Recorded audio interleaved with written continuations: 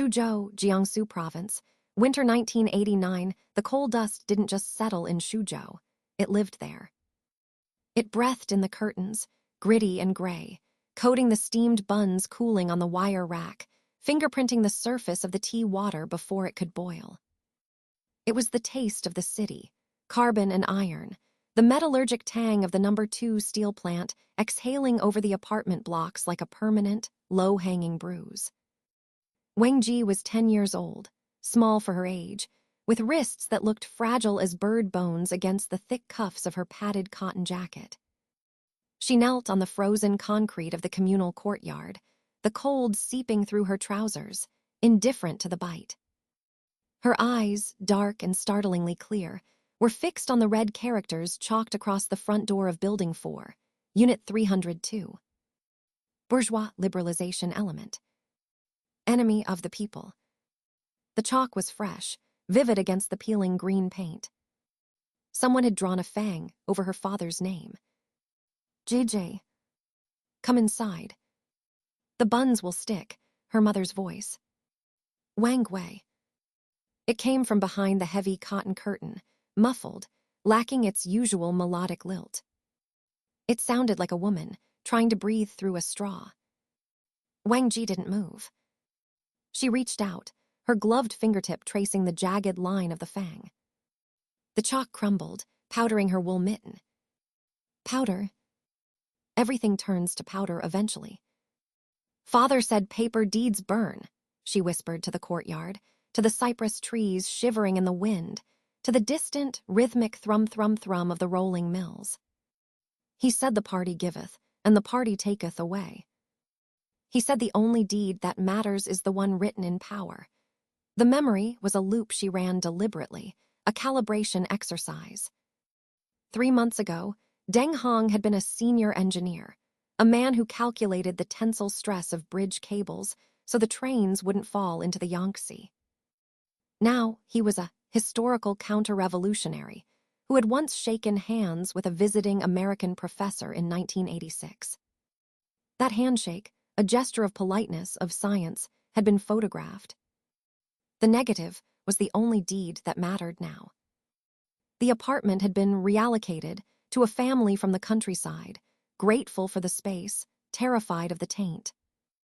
Deng Hong and Wang Wei had been moved to a single room in the basement of the boiler house, damp and smelling of sulfur. Wang Ji had been sent to boarding school No. 14, a concrete barracks where the girls slept 6 to a bed, and the heating failed every January. She had escaped 3 days ago. She had walked 40 kilometers in boots 2 sizes too large, her toes numb, following the railway lines back to the furnace. She needed to see the door. She needed to verify the physics of the fall. Wang Ji, a hand on her shoulder. Heavy. Calloused. Not her mother, S. She didn't flinch. She turned slowly. Deng Hong stood there in a faded mousuit, the collar frayed. His hair, once brushed back in a scholar's wave, was cut short, brutally, revealing a scalp mottled with age spots. His glasses were gone, confiscated or perhaps lost. He squinted at her, his eyes watering in the wind. You shouldn't be here, he said. His voice was rasp, the sound of coal cars grinding on rusted tracks. If the Juahui sees you. The neighborhood committee. They will write your name next. I walked from the school, she said. Standard Mandarin. No Suzhou dialect. She had scrubbed the accent out of her mouth at school No. 14, the way she scrubbed the cold dust from her knees. It took 2 nights. I slept in a culvert. A muscle in his jaw jumped. The only tell. Stubborn. Like your grandfather. That got him shot in 66. It will get you killed. Grandfather died because he hid his books, Wang Ji corrected, her tone flat, analytical. He thought knowledge was a shield. It's not. Knowledge is just ammunition. You need the gun to fire it. Deng Hong stared at her. The wind howled between the buildings, rattling the loose window frames. A propagandist's voice blared from a pole-mounted speaker somewhere. Learn from Comrade Lei Feng. Serve the people heart and soul. But the words dissolved into static. Ammunition, her father repeated, tasting the word. He reached into his pocket and pulled out a packet of Hongtashan cigarettes. His hands shook as he tapped one out. You are 10 years old, Wendi. You should be memorizing multiplication tables. Not this. I memorized the multiplication tables when I was 6, she said. Father, look at the door. Look at the chalk. It rains once, and the name is gone. The deed is gone. The apartment is gone. You are gone. What remains? He lit the cigarette. The flare illuminated the deep grooves carved into his cheeks by decades of furnace dust and worry. The family remains, he said softly, fiercely. Your mother. You. That is the only sovereign territory left. Is it? She stepped closer, invading his space, the child auditing the father. Mother cries when the ration coupons run short. She begs the cadre's wife for an extra kilo of rice. She bows. I watched her yesterday. She bowed so low her forehead touched the gatepost. And the woman still gave her the broken grains. Sovereignty doesn't bow, father. Sovereignty takes. The slap was sudden, sharp, the sound cracking against the wind. It knocked her sideways, her cheek burning instantaneously, hot against the sub-zero air. She tasted copper. Deng Hong's chest heaved. His hand trembled in the air, frozen in the follow-through. You are my daughter, he gasped. Not a calculating machine. You have a heart. You must keep your heart soft. The world will harden it for you. That is my job, to keep it soft until you are strong enough to hold it yourself. Wendi straightened. She didn't touch her cheek. She didn't cry. She filed the data point. Father breaks protocol under stress. Violence threshold, low. Emotional leverage, high. Soft hearts get stepped on, father, she said, the words forming a vow in the frozen air. I am going to make mine out of steel. And I am going to buy this courtyard back. And the boiler room. And the steel plant.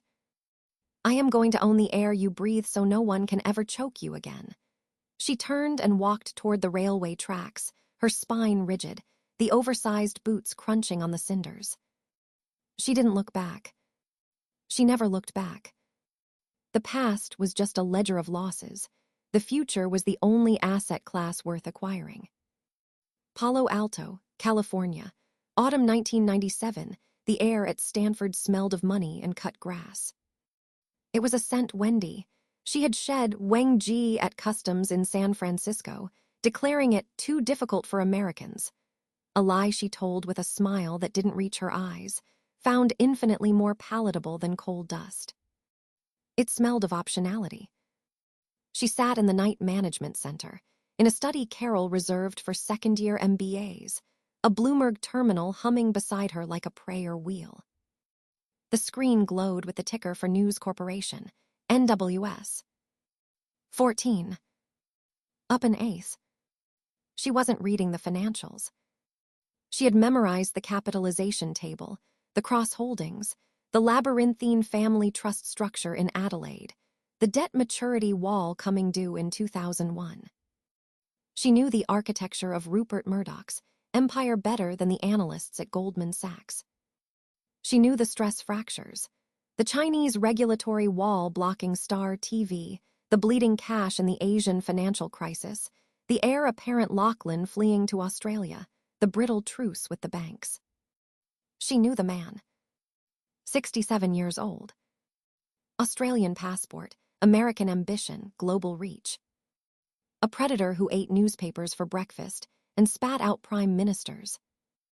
A man who, she had read in a New Yorker profile, still woke up at 3:00 a.m. terrified the presses would stop rolling.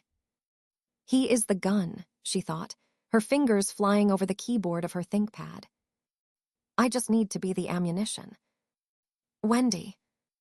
You're hogging the terminal. Jake Cherry stood at the Carroll entrance.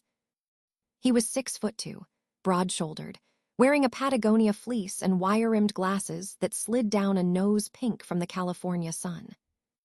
He looked like what he was, a structural engineer from Ohio who had wandered into an MBA program because he wanted to understand the business side of building things. He carried a venti Starbucks cup like a peace offering. His kindness was a physical weight in the room. It pressed against her ribs. I'm finishing the DCF model for the Star TV valuation, she said, closing the Bloomberg window instantly, switching to a complex spreadsheet. The satellite footprint over the mainland is the variable. If the CCP opens the downlink license, the NPV jumps 40%. If they don't, it's a write-off. Jake set the coffee down. Hazelnut. Extra shot. You looked like you were fading. She looked up. She performed the calculation. Cost, $4.50. Time invested, 3 minutes deviation from his study schedule. Yield, high. Loyalty reinforcement. Emotional collateral. She smiled. The expression was a tool, honed in the boiler room, perfected in the lecture halls of the GSB. It crinkled the corners of her eyes. It softened the jawline. It said, I am vulnerable. I am grateful. I am yours. Thank you, Jake. You're a lifeline. He beamed, the praise landing like sunlight on a solar panel. Anytime. Listen, my parents are flying out for Parents' Weekend. Dad wants to take us to that steakhouse on University Ave. The one with the peanut shells on the floor. You'll come. Meet them. They've heard. Well, they've heard a lot, the parents. The green card. The insurance policy. The INS interview was in 6 weeks. The marriage license, signed in a Reno chapel 8 months ago, a transaction witnessed by a bored Elvis impersonator, was a shield. Jake was the anchor. He was the bona fide marital relationship, evidenced by joint bank accounts, shared lease, photos at Yosemite. She had smiled in all of them, the same calculated curve of the lips. But the anchor was dragging. She felt the pull of the deep water. Hong Kong. The handover had happened barely a year ago. The territory was vibrating with a strange, frantic energy.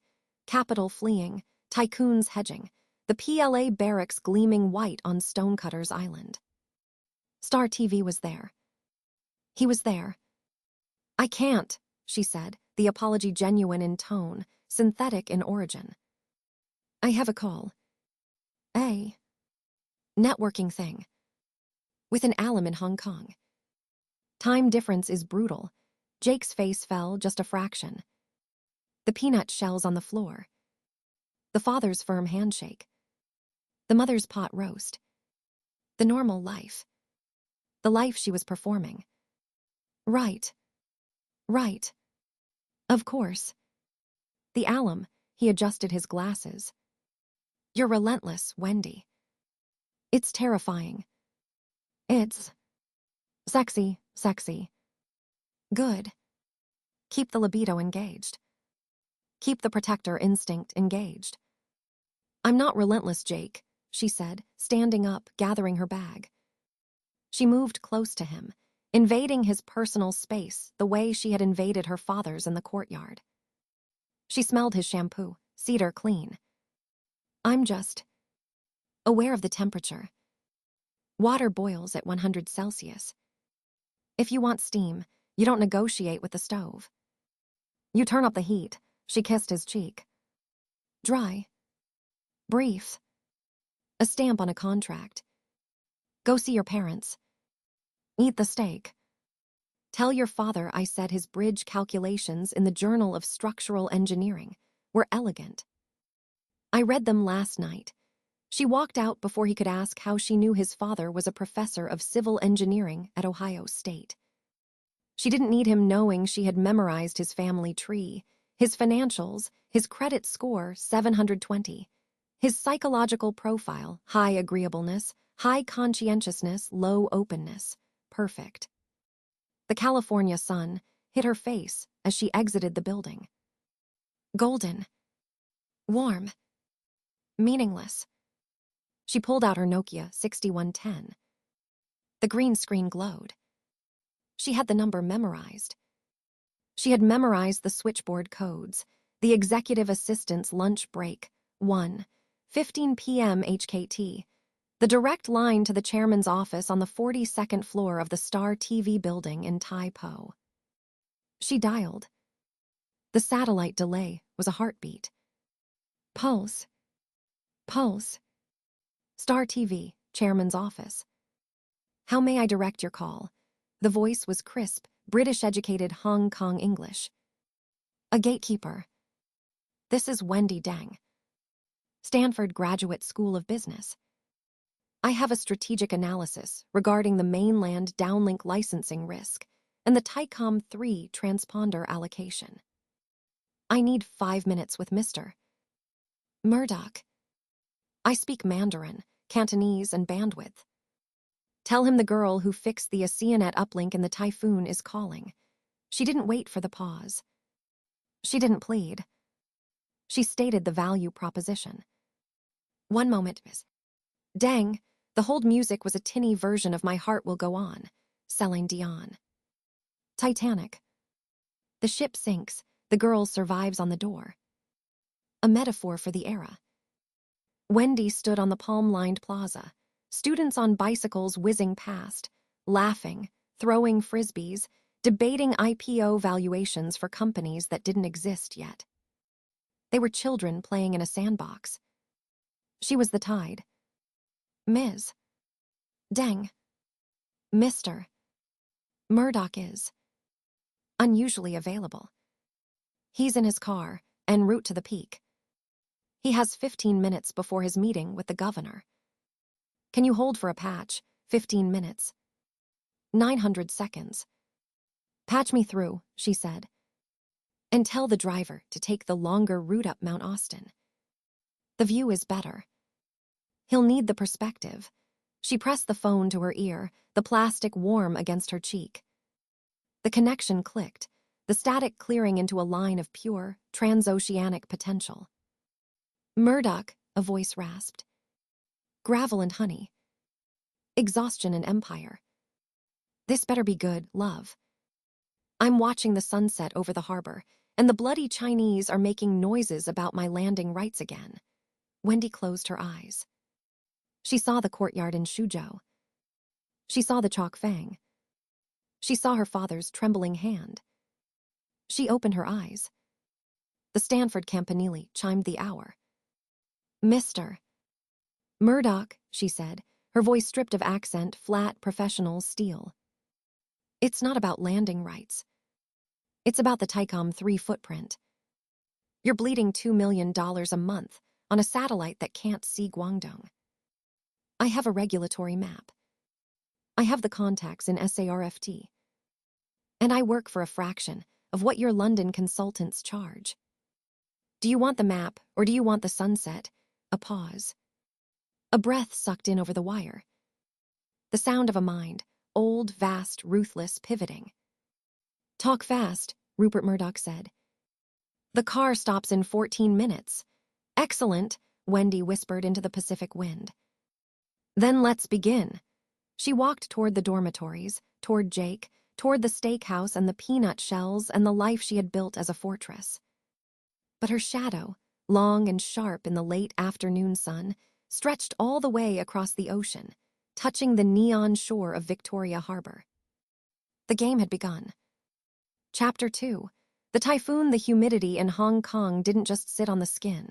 It pressed into the lungs, a hot, wet weight that made breathing feel like a negotiated settlement. From the 42nd floor of the Star TV headquarters in Tai Po, the view across Tolo Harbor was usually a postcard of jagged green peaks and blue water. Today, the harbor was gone, swallowed by a bruised purple ceiling that dropped so low it seemed to scrape the satellite dishes clustered on the roof like metallic mushrooms. Typhoon signal number 8 was hoisted. The city had ground to a halt. The MTR was frozen, the cross-harbor tunnel closed, the ferries tethered. But inside the master control room, the air was scrubbed clean and freezing, smelling of ozone, expensive coffee, and the sharp, metallic tang of adrenaline. Wendi stood at the center of the room, the only woman in a semicircle of sweating engineers. She wore a charcoal Armani suit that cost more than the monthly salary of the junior technicians monitoring the uplink. Her hair pulled back in a severe, glossy chignon that didn't have a strand out of place. She looked less like a vice president of programming and operations, and more like a general reviewing artillery coordinates. "Status on Apstar 1A, she said. Her voice cut through the hum of the cooling units and the frantic Cantonese chatter. It was calm, pitched low, carrying the distinct, flattened vowels of a Stanford MBA layered over the sharp, percussive consonants of her native Suzhou Mandarin. "English." Now, a young engineer, his tie askew, wiped a palm on his trousers. "VP Deng, the KU-band uplink is fluctuating. The rain fade margin is collapsing. We're losing the feed to the transponder. If we drop the signal, we lose the prime time block into Guangdong. The mainland affiliates will black out." "Guangdong is not the problem," Wendi said, stepping closer to the main monitoring wall, a vast mosaic of screens showing test patterns, weather radar, and the ghostly green night vision feed of the roof. "The problem is that Rupert Murdoch is landing at Kai Tak in 40 minutes. He is not flying into a typhoon to watch a test pattern. He is coming to see if his $500 million investment in Chinese-language broadcasting is a bridgehead or a bonfire. If the signal dies, Star TV dies. And I will personally feed every one of you to the creditors." She didn't shout. She didn't need to. The threat was delivered with the bureaucratic precision of a tax audit. "Switch to the backup C-band," she commanded, tapping a screen showing the satellite footprint. "Narrow the beam widths. Boost the EIRP to saturation. If the TWTA burns out, we buy a new one. Bill the capital expenditure to the contingency, acts of God line item. Authorize it now. VP Deng, the C-band footprint bleeds into Vietnam and the Philippines," the chief engineer protested, his face pale in the monitor light. "We don't have the landing rights. The Ministry of Radio, Film and Television in Beijing will detect the spillover. They'll revoke our downlink licenses. It's a regulatory death sentence." Wendi turned, her dark eyes flat and hard. "The ministry in Beijing cares about revenue and stability. Right now, they are watching the storm. They are not watching spectrum analyzers. And if they do see the spillover, I will be on the phone to the director of the State Administration of Radio, Film, and Television in Zhongnanhai before the ink dries on the violation notice. I will tell him that Star TV is the only platform projecting Chinese culture into the Pearl River Delta during a natural disaster. I will frame the bleed as emergency humanitarian broadcast coverage. He will sign the waiver. He will sign it because I have the guanxi to make him sign it, and because refusing me loses him face in front of the central leadership." She leaned in, her voice dropping to a whisper that carried more weight than a scream. "Do you have the guanxi to save your jobs when the signal drops?" "No." "You have physics. I have politics. Physics loses to politics every time in this market. Switch the beam." Now, the engineer's fingers flew across the keyboard. The hum of the traveling wave tube amplifiers deepened, a physical vibration felt in the soles of the feet. On the main wall, the test pattern flickered, shuddered, and resolved into the crisp, colorful logo of Phoenix Chinese News Channel. The signal strength meter jumped from 42% to 88%. "Signal stable," the engineer breathed. "C-band locked. Spillover minimal. We're hot," Wendi exhaled, a microscopic relaxation of the shoulders. "Patch the feed to the executive boardroom. Prepare the Mandarin, Cantonese, and English simulcast. Rupert gets the clean feed. The affiliates get the clean feed. Log the C-band usage as Typhoon Emergency Protocol. File the paperwork tomorrow.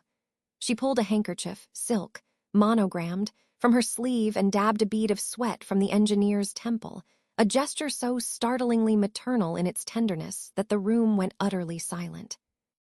Good work, Ah Ming. Go home when the signal 8 drops. Take a taxi. Keep the receipt. She turned on her heel, the sharp click-click-click of her Manilow Blahniks on the raised flooring the only sound as she exited into the corridor. The hallway was a wind tunnel of pressure differentials, the building groaning as the eye of the storm passed south.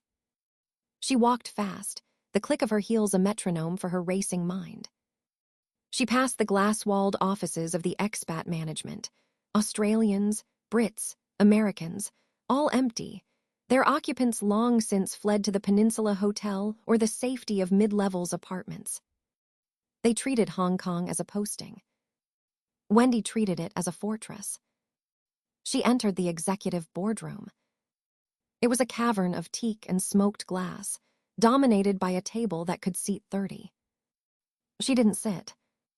She moved to the credenza, poured a measure of Macallan 18 into a Waterford crystal glass, neat, no ice, the way he liked it, and placed it exactly 3 inches from the head chair's right hand. She adjusted the silver pen on the notepad. Parallel. Perfect. She checked her reflection in the darkened window. The typhoon lashed the glass, rain hitting horizontally like machine gun fire. Her face was a mask of controlled intensity. Wang Ji, her father used to call her. Cultural Revolution baby. Factory dust in your lungs. Steel in your spine. She had scrubbed the factory dust off at Stanford, traded the mouse suit for Armani, the little red book for the Wall Street Journal. But the steel was the only thing that hadn't rusted. The double doors opened. He didn't walk in so much as materialize, preceded by a wake of ozone and authority. Rupert Murdoch was 67, but he moved with the predatory grace of a man 30 years younger. He wore a navy Brioni suit that draped over a frame still trim, still coiled. His hair was a silver-white thatch, his skin the texture of old parchment, deeply lined around eyes that were a startling, pale, predatory blue. He carried a dripping umbrella in one hand, a leather satchel in the other. No entourage. No bodyguard visible. Just the king, arriving at the castle under siege.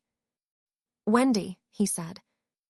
The voice was a rasp, a gravelly Australian drawl that had barked orders across 5 continents. They told me the building was locked down. They told me the uplink was dead. She didn't smile. Smiling was for subordinates and hostesses. She offered a nod, sharp and respectful. Mr. Murdoch. The uplink was critical. The backup C-band is hot. The feed is clean.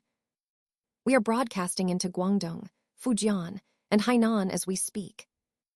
The only thing dark in the Pearl River Delta tonight is the sky. He closed the umbrella with a sharp snick, shaking droplets onto the Persian carpet. He didn't apologize for the mess. He looked at the screen on the far wall, where a news anchor was reporting on the storm in perfect Mandarin, then switched his gaze to her. The appraisal was physical, visceral. He looked at her shoes, her hands, the line of her jaw, the set of her mouth. C-band, he repeated, testing the word. You burned the TWTA, pushed it to saturation. It'll need replacing. 10,000 US. Charged to contingency. 10,000 to save a $500 million audience share, he murmured. Good math. And the Beijing spillover. Handled, she said. I called the director's office 20 minutes ago. The waiver is verbally approved. The fax is queued for 800 hours. He stopped 3 feet from her. Close enough to smell the rain on his wool, the faint scent of Dunhill tobacco, and something sharper, power, perhaps, or just the sheer density of a man who owned the narrative of the English-speaking world. "You called Beijing," he said. "Not a question. From this room. During a typhoon. While my engineers were panicking. I speak the language," she said. "Mandarin. Cantonese. Shanghainese. English. And the only dialect that matters in Zhongnanhai, leverage." A silence stretched, heavy as the storm outside. Then the corner of his mouth twitched. Not a smile. A crack in the bedrock.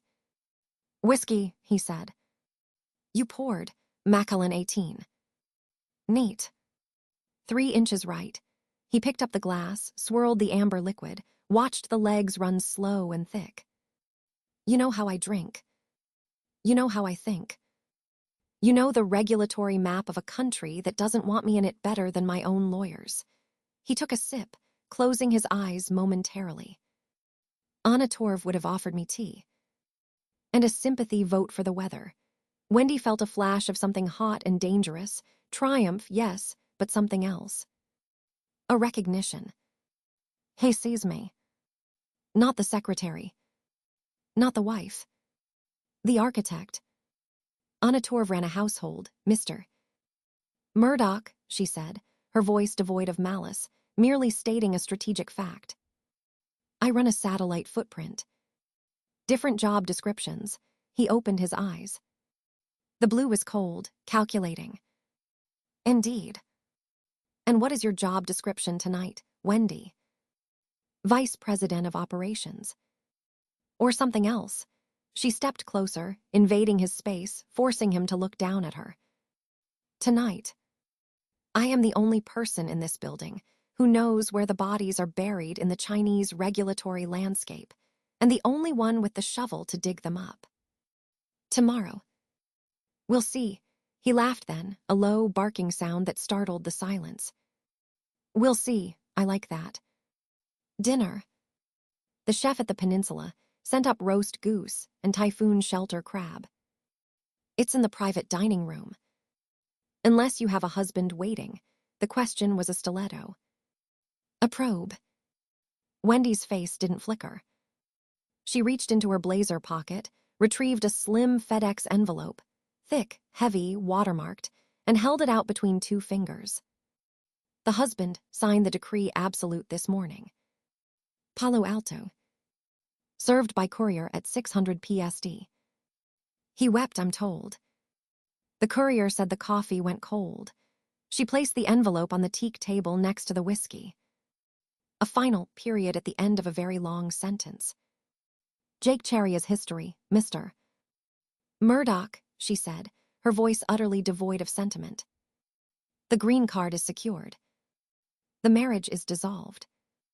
The alimony is waived. I am a free agent. Effective immediately." Rupert stared at the envelope. Then at her. The appraisal shifted, deepened. The predator recognized the apex predator. "Ruthless," he said. "Clean. No loose ends." "Loose ends are liabilities," she replied. "I don't carry liabilities. I acquire assets." He picked up the envelope, weighed it in his hand, then tossed it casually into the wastebasket beside the credenza. "Then let's eat the goose, Wendi. And you can tell me exactly how you plan to acquire the rest of China." "Because the Seaben waiver. That was a parlor trick. I need the main stage. I need the downlink licenses. I need the cable monopolies. I need the law changed. We don't change the law in China, Mr. Murdoch," she said, falling into step beside him as he moved toward the dining room doors. "We navigate the gaps. We become indispensable to the people who enforce the law. We make the propaganda department need our content more than they fear our influence.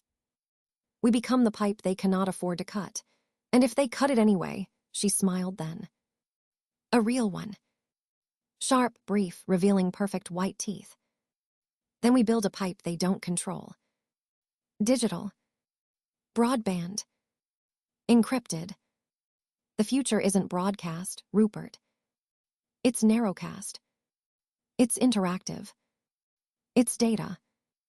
And I speak that language better than anyone in this room. They entered the private dining room. The storm hammered the windows, a relentless percussion section to the clink of silver on bone china. The goose was crisp, the crab fiery with garlic and chili. But neither of them tasted much. They talked. They talked about the asymmetry of the WTO accession negotiations. They talked about the fiber optic rings being laid by PCCW and China Netcom. They talked about the vulnerability of the Li Ka-shing monopoly and the ambition of the Shanghai Media Group. They talked about the psychology of Jiang Zemin and the rising star of Zhu Rongxi. They talked about the mechanics of the Murdoch family trust, the voting shares, the irrevocable provisions, the 4 children from 2 previous marriages, the minefield of succession. Wendi listened, with the intensity of a surgeon monitoring a heart monitor. She corrected him on the lattice structure of the state administration of radio, film, and television. She sketched the organizational chart of the Central Propaganda Department on a linen napkin with a fountain pen. She named the deputies, their mistresses, their children's university admissions status in the US and UK. Rupert watched her, the whiskey untouched beside his plate, his appetite for the goose entirely transferred to the woman drawing maps of power on napkins. "You're not an employee," he said quietly, as the typhoon screamed against the glass, the eye wall passing, the wind shifting direction with a violent groan of the building's steel skeleton. "You're a partner. Or a rival. I haven't decided which is more dangerous." "Dangerous is the only thing worth being," Wendi said, wiping a smear of crab sauce from her thumb. "Safe is just another word for irrelevant. Ask your competitors. Ask the British print unions. Ask the American networks you swallowed. You didn't build an empire by being safe, Mr. Murdoch. You built it by seeing the iceberg before the Titanic hit it. Right now, China is the iceberg. And I am the only one on this ship with the charts." He leaned back, the leather creaking. The power dynamic in the room had shifted, invisibly, irrevocably. He was the owner. She was the operator. But in the dark, on the water, the operator steers the ship. "Call me Rupert," he said. "Rupert," she repeated. The name felt heavy in her mouth. A key turning in a lock.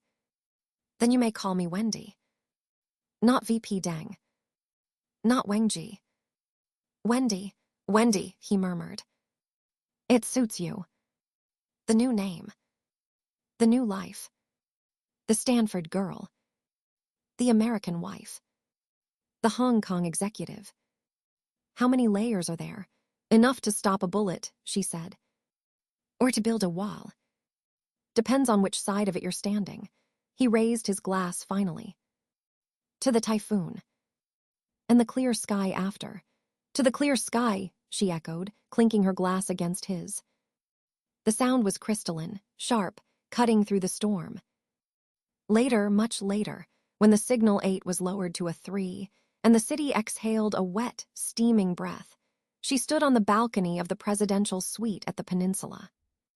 He was asleep in the bed behind her, the king exhausted by the war, breathing the slow, heavy breath of the victorious. She wore a silk robe, the FedEx envelope from the boardroom safe in her purse downstairs. She looked out over Victoria Harbor. The lights were flickering back on. The Star Ferry resumed its crossing. The peak tram groaned up the mountain. The machine was restarting. She pulled out her phone, an early Nokia communicator, the screen glowing green in the night. She didn't call Stanford. She didn't call her parents in Beijing. She opened the encrypted messaging app, primitive, clunky, but secure enough for this, and typed a message to a number saved only as Mei Mei. Typhoon passed. Signal restored. The king came to the fortress. He stayed for dinner. The divorce is final. I am free. Tell the factory, the chimney smoke smells different tonight. She hit send. The message vanished into the ether, routed through servers in Vancouver, encrypted, untraceable. She put the phone away. The wind off the harbor was cold now, biting through the silk. She shivered once, a genuine physical reaction, the only uncontrolled movement she had allowed herself in 24 hours. Then she straightened her spine. She turned from the window, walked back into the bedroom, and slid beneath the sheets beside the most dangerous man in the world. She didn't sleep. She planned. The typhoon was just the weather. The climate was what mattered. And she was the only one who had the map. Chapter 3. The penthouse pawn the elevator didn't ding. It exhaled.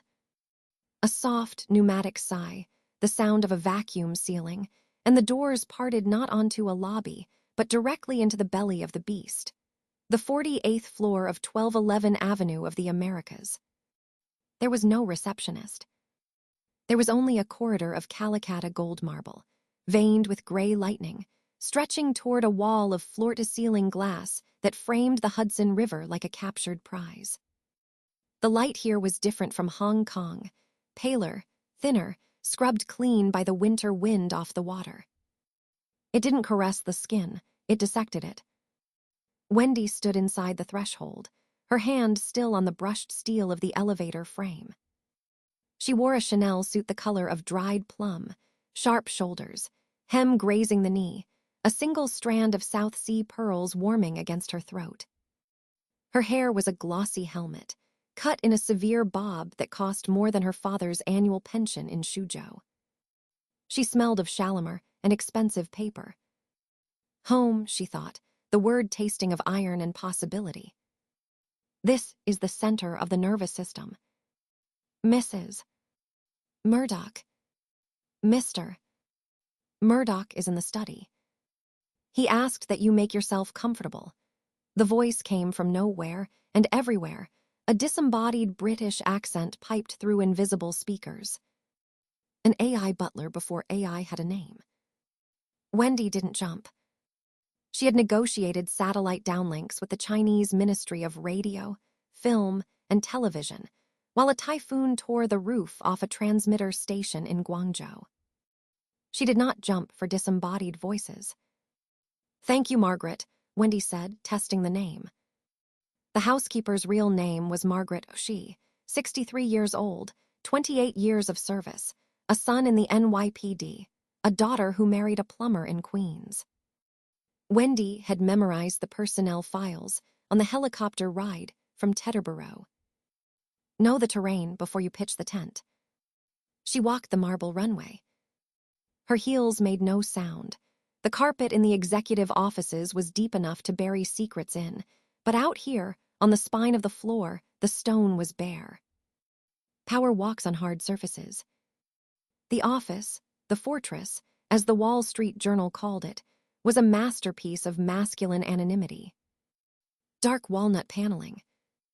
Leather chairs that had molded themselves to the anatomy of presidents, prime ministers, and dictators. The air smelled of cedar, old paper, and the distinct metallic ozone of Bloomberg terminals humming in the adjacent bullpen. A desk the size of an aircraft carrier sat empty, facing the river. Behind it, a side door was ajar, spilling a wedge of warmer, darker light. Wendi didn't sit. She went to the glass. 38 stories down, the city moved in grids of yellow and red. The Hudson was a slab of gray slate, choked with ice floes near the Jersey shore. In Hong Kong, the harbor was a bowl of neon soup, chaotic, vibrant, alive. This was a circuit board. Efficient. Ruthless. Controllable. She pressed her palm against the cold glass. Mine. Not yet. But soon. Admiring the fleet, Rupert's voice. A gravelly baritone, worn smooth by decades of barking orders across newsrooms in Adelaide, London, and New York. He stood in the doorway of the study, a glass of amber liquid in one hand, a sheaf of faxes in the other. He wore a charcoal Brioni suit that hung loosely on a frame that had once been rangy and aggressive, but had softened into something avian, hollow-boned. His hair was a ruffled crown of white. His eyes, a pale, watery blue, held the terrifying clarity of a hawk watching a mouse from a mile up. He looked older than 68. He looked like the institution he built, enduring, weathered, slightly dangerous. I'm calculating the square footage of the ego required to put a desk in the middle of a river, Wendi said, turning. Her English was flawless now, the Stanford polish erasing the last traces of the Guangzhou lilt. She smiled, the expression reaching her eyes this time, warmth as a tactical deployment. Rupert chuckled, a dry rattle. He crossed the room, the ice in his glass clinking. It's not ego, Wendi. It's perspective. From here, you see the fleet coming in. From the street, you only see the hull. He stopped inches from her. Close enough for her to smell the Glenlivet 18 and the faint, chemical scent of hair dye. Close enough to see the broken capillaries mapping his nose, the deep grooves bracketing his mouth. He didn't leer. He didn't grab. He assessed. He looked at her the way he looked at a distressed asset, undervalued, high yield, requiring a steady hand. Jet lag, he asked. Time zones are for people who sleep, she replied. I've been reviewing the Star TV integration files. The Indian footprint is bleeding cache. The Mandarin feed is still routed through a Singapore uplink that the Beijing sensors can sever with a phone call. We need a direct fiber link to the mainland. I've drafted a proposal for the Ministry of Information Industry. It requires a personal touch. Rupert's eyebrows lifted a millimeter. The only sign of surprise he allowed himself. You've been here 4 days. You haven't unpacked your crystals. You haven't met the interior designer Prue insisted on. You're already rewiring the China strategy. I didn't come to New York to choose curtains, Rupert, she said, using his first name. A privilege granted to almost no one. I came to build a moat. He stared at her, long and hard. Then, surprisingly, he smiled, a flash of teeth, boyish and wicked. God, I've missed that. Someone who doesn't want to be me. Just wants to beat me. He turned, gesturing back toward the study. Come. Drink. We'll discuss the moat. And then. The family. The word landed in the room like a grenade with the pin pulled. The study was a different ecosystem. Darker. Walls lined with leather-bound volumes, the history of the decline and fall of the Roman Empire, the rise and fall of the Third Reich, biographies of Churchill, Napoleon, Hearst. A fireplace roared, throwing dancing shadows over a seating area arranged for interrogation. 2 low club chairs facing a sofa, a coffee table between them stacked with The Economist, Foreign Affairs, and the Financial Times. Rupert poured her a whiskey, Macallan 25 neat. She took it, sipped, let the peat smoke bloom on her tongue. Expensive. Unnecessary. Perfect. Prudence, Rupert said, settling into one of the club chairs. He didn't sit behind the desk. He never did. The desk was for signing, the chairs were for war. She's in the apartment on 834 Fifth. She comes here Tuesdays and Thursdays. Trust meetings. She views this floor as an infection she intends to cure, Wendi said. Prue believes in the trust. The structure. The institution, Rupert corrected, his voice hardening. She believes the family serves the company. I built the company to serve the family. That is the fracture line. She is formidable. Harvard Law. Clerkship for Scalia. She speaks 6 languages. She has no sense of humor whatsoever. And she despises you, because I am the variable she cannot model, Wendi said. She opened her bag, a sleek black Bottega Veneta tote, and withdrew not a compact or a lipstick, but a slim, black moleskine notebook and a Mont Blanc pen. Tell me the geometry. Rupert swirled his whiskey. The Murdoch Family Trust. Irrevocable. Nevada Citus. Voting control of News Corp, Class B shares, held by the trust. Trustees, me. Prue. Lachlan. James.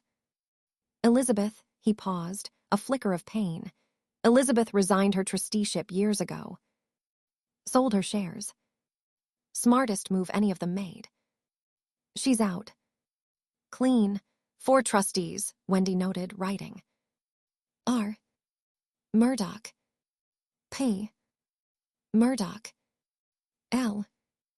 Murdoch. J. Murdoch. Simple majority. Simple majority for operational decisions. Unanimous for structural changes. Sale of assets. Amendment of the trust deed. Appointment of new trustees. Deadlock goes to a protector, currently, a law firm in Reno.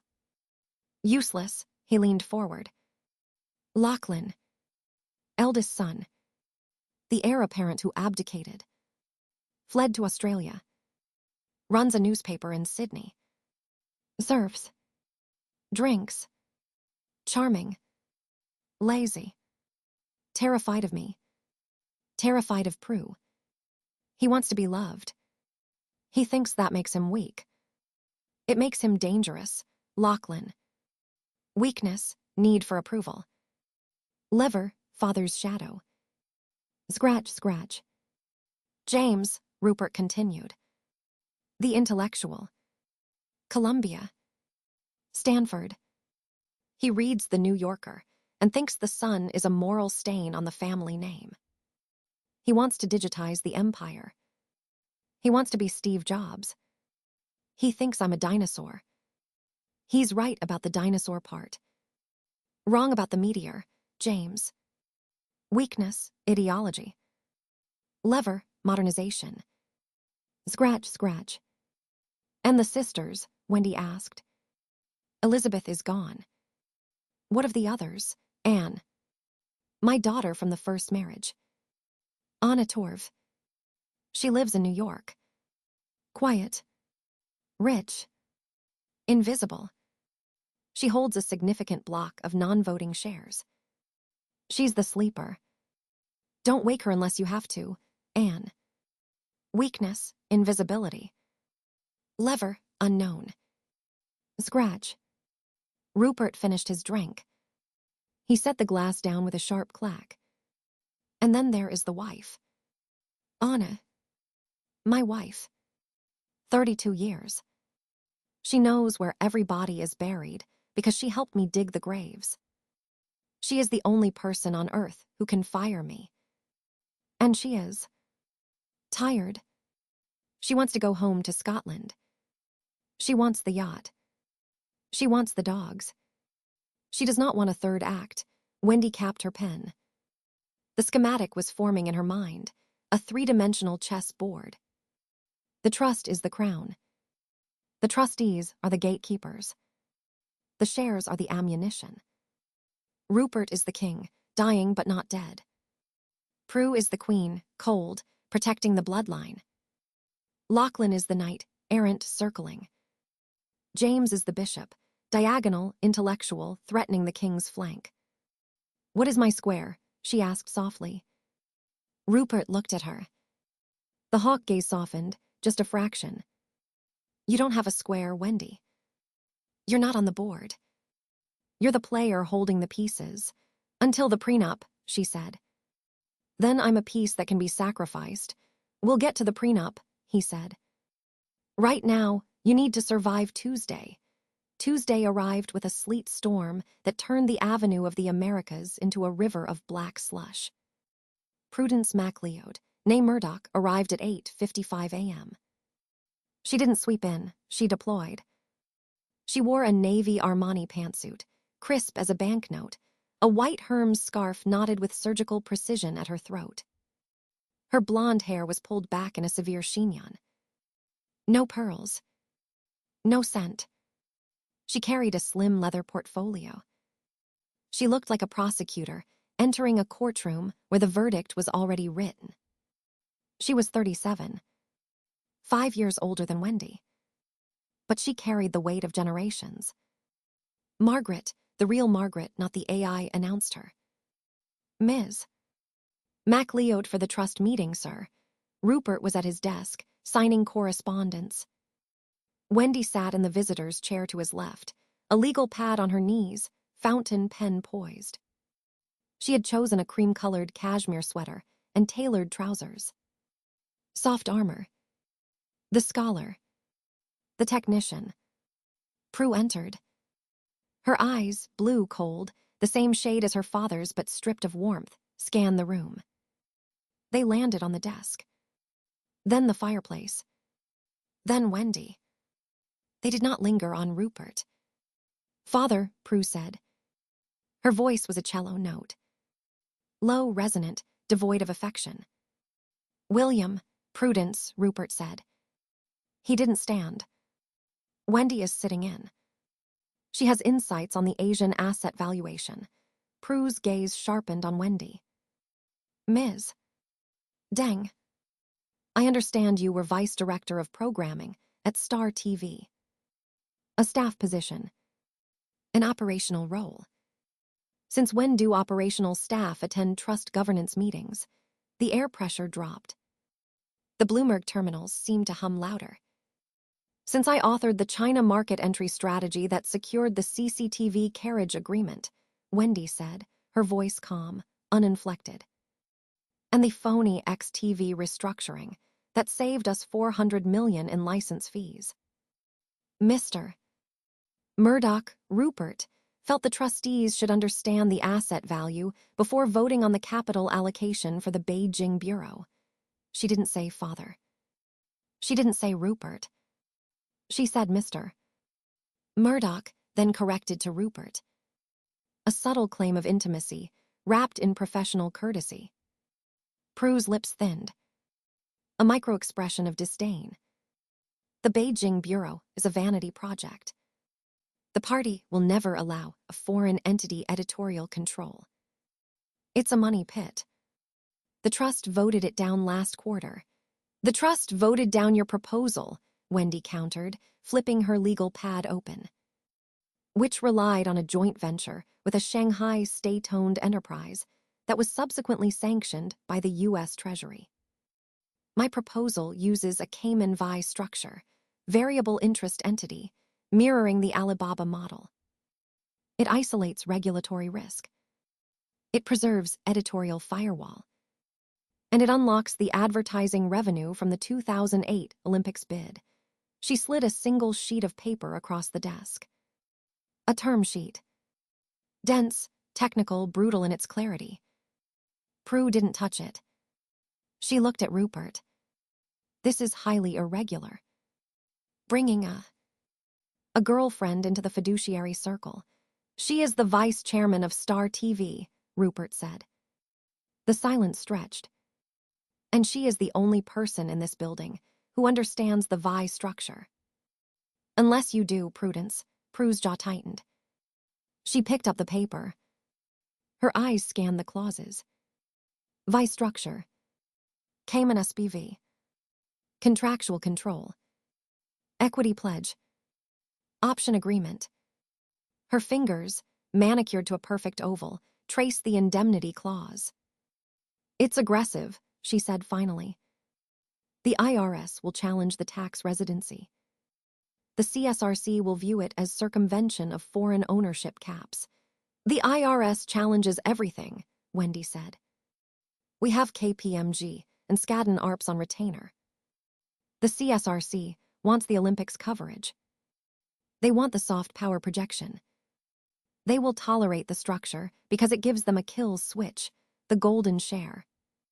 We give them the switch. We keep the engine, Prue looked up. For the first time, something other than contempt flickered in her eyes. Calculation. Respect, perhaps. Or fear. You speak Mandarin, Prue asked. Native. Cantonese. Shanghainese. English. Passable Japanese. Wendi tilted her head. And the language of the SEC. Which, I suspect, is the only one that matters here. Prue set the paper down. She didn't smile. She never smiled. We'll see. The trust meets formally on Thursday. I'll have my counsel review this. Aggressive structure. If it survives scrutiny, we'll discuss allocation. She turned to leave. Stopped at the door. Ms. Deng. The interior designer, Peter Marino, is waiting for your input on the 834 Fifth renovation. The silk wall, coverings in the master bedroom. He needs a decision on the dye lots by Friday. A trap. The wife chooses the curtains. The mistress chooses the silk. A public demarcation of status. Wendi didn't blink. Tell Mr. Marino the master bedroom will remain as is. The Chinese silk wall coverings are reserved for the study on the 48th floor. I'll be working late. I need the sound dampening. Prue's hand tightened on the door handle. The only tell. Of course. The study, she left. The door clicked shut with the finality of a vault ceiling. Rupert exhaled, a long, rattling breath. He picked up the term sheet, reading it again, slower this time. A golden share for the censors. You gave them the kill switch. I gave them a perceived kill switch, Wendi corrected, packing her moleskine.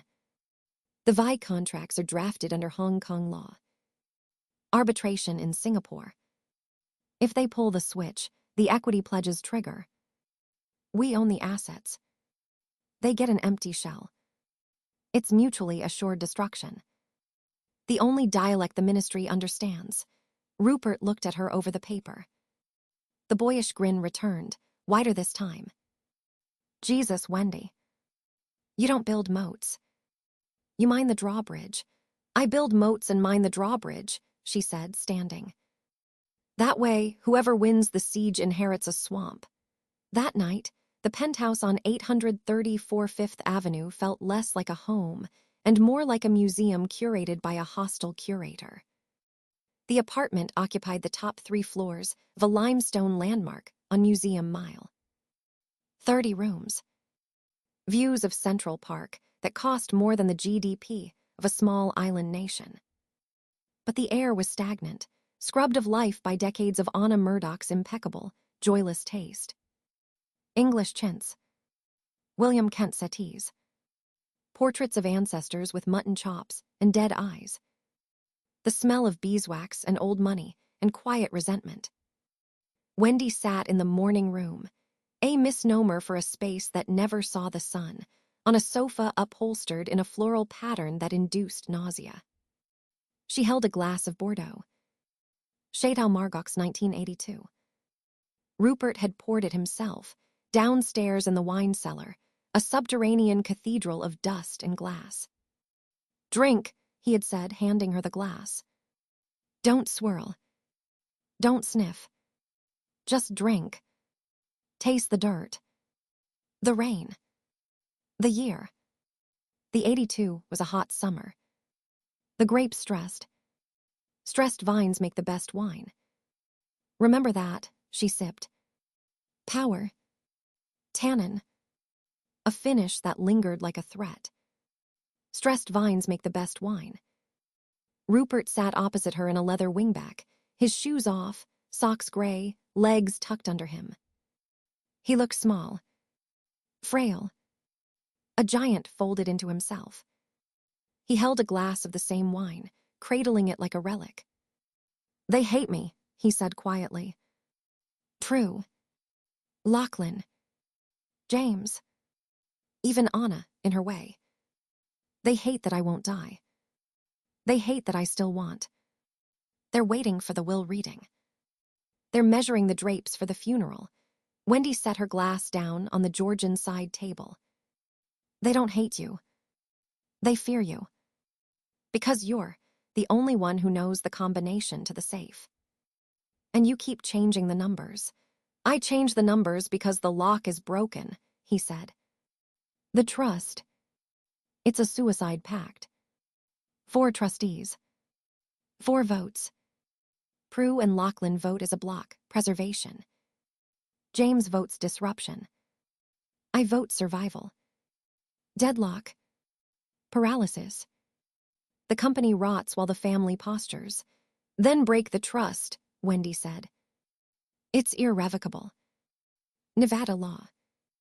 The only way out is a court order, proving the trust purpose is impossible. Or, he trailed off, swirling the wine. The light from the park caught the ruby liquid. Or the beneficiaries agree to terminate. Which requires unanimity.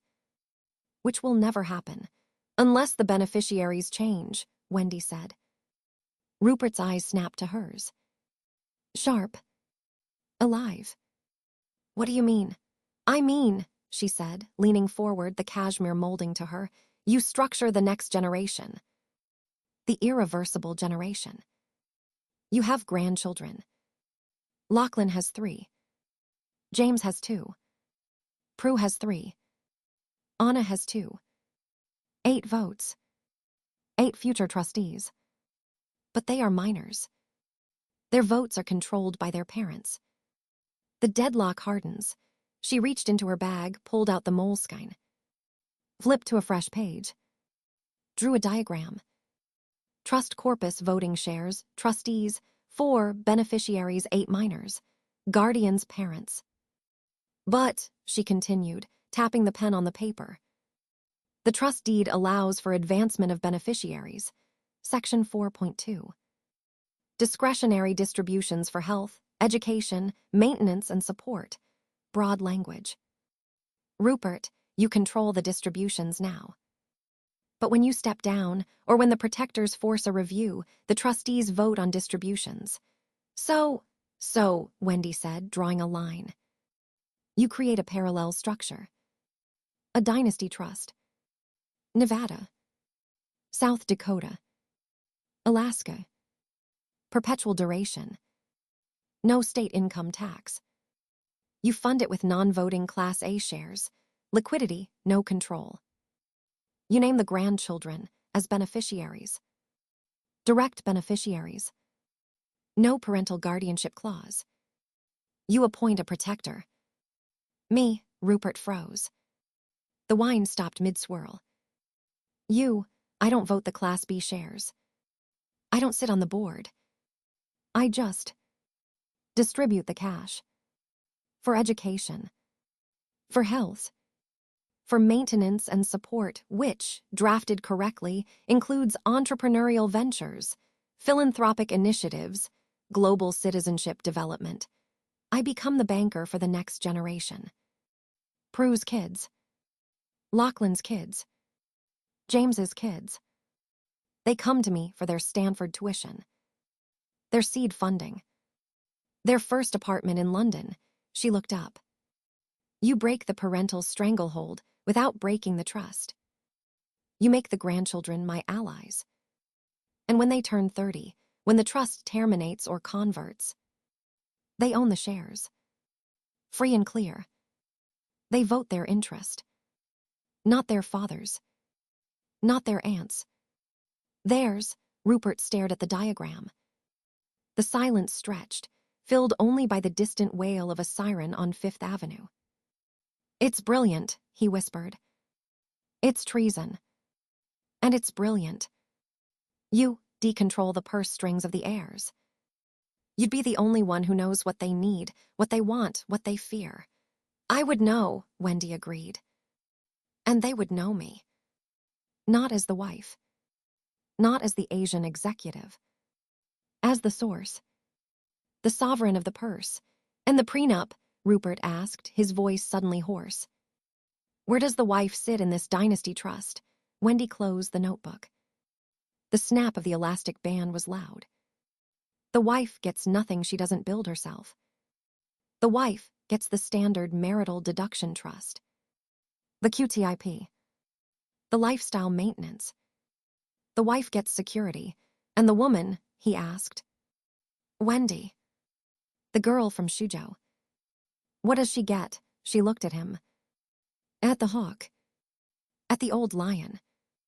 At the man who had given her the keys to the kingdom and watched, delighted, as she changed the locks. The woman gets the map, she thought.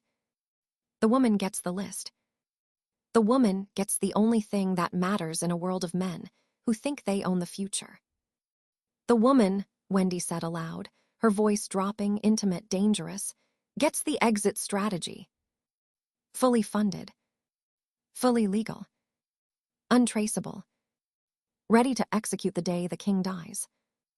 Or the day the queen decides she's tired of the castle. She stood up. She walked to the window. The park was a black void, the trees skeletal against the sky. The city lights glittered, a constellation of other people's power. "Come to bed, Wendi," Rupert said from behind her. Not a command. A plea. The wine is gone. The strategy is done. "Come to bed," she turned. The light from the hallway caught the pearls at her throat. She smiled, a real smile this time, sharp and sweet and utterly devoid of surrender. "In a minute," she said. "I have to write a letter to Shuzhou. My mother worries about the heating bills. I'm buying the factory. The whole complex. I'm turning it into a museum. She needs to know." The smoke is gone. She picked up her pen. The nib touched the paper. "Dear Maymay," she began. "The water is rising. Learn to swim." Chapter 4. The prenup architect the Morin did not merely float, it conquered the Mediterranean. 350 feet of steel and teak, a white needle stitching the horizon between Antibes and Sardinia. She was a sovereign territory unto herself, registered in the Caymans, crewed by Filipinos trained by the Royal Navy, and equipped with a satellite uplink that put the Pentagon's bandwidth to shame. On board, the air smelled of salt, expensive diesel, and the specific, sterile ozone of money that has never known a recession. Wendi stood on the aft deck, the early June sun bleaching the navy silk of her Prada shift dress to a softer blue. She wasn't looking at the coat dazzer sliding past, a blur of terracotta and ochre. She was looking at a spreadsheet printed on heavy bond paper, the numbers glowing with a radioactive intensity in the Mediterranean light. Schedule 14A, Irrevocable Trust Structures, Jurisdiction, Nevada/Cayman Islands/Singapore. She tapped a fingernail, manicured, short, practical, against the clause regarding force majeure, political seizure/nationalization. "Change political seizure to sovereign act," she said, her voice cutting through the hum of the yacht's stabilizers. "The CCP doesn't seize, they harmonize. If you use the word seizure, the Beijing courts will laugh us out of the room before we file. Sovereign Act covers regulatory capture, forced JV restructure, and the new golden share provisions they're sliding into the Telecoms Act next year." Beside her, a London silk named Charles Asher, Rupert's lead trusts and estates counsel, a man whose tailor bills exceeded the GDP of Wendi's hometown, adjusted his cufflinks. He looked pained. Ms. Deng. Sovereign Act is terrifyingly broad. It triggers the indemnity clauses for any government action. Rupert's exposure on the Star TV uplink licenses alone is exactly why he needs me to write the definition, Wendi interrupted, not unkindly. She turned the page, the paper crisp. Define Sovereign Act in Exhibit F. Limit it to legislative or regulatory action by the State Council or the SAR government specifically targeting foreign media equity ownership. Narrow enough to hold water in Hong Kong. Broad enough to cover the party, changing the rules at midnight. Which they will. They always do. Asher blinked, the condensation on his gin and tonic dripping onto his fingers. You've actually gamed out the Chinese Communist Party's next legislative session. I gamed out their last 5, Wendi said. I was in the room when Zhu Rongji told Murdoch he'd rather eat glass than let News Corp on a direct-to-home platform. I speak the language, Charles. I know the rhythm. The party moves in 5-year plans. Rupert moves in quarterly earnings. The gap between the two is where the fortune dies. This prenup is the bridge. She handed the marked-up stack back to him. Redline it. Have the Singapore Council review the trust situs by tomorrow. I want the final execution copies on the helicopter to Geneva by Friday. The wedding is Saturday. I will not sign a document on my wedding day that I haven't stress-tested against a PLA cyber attack.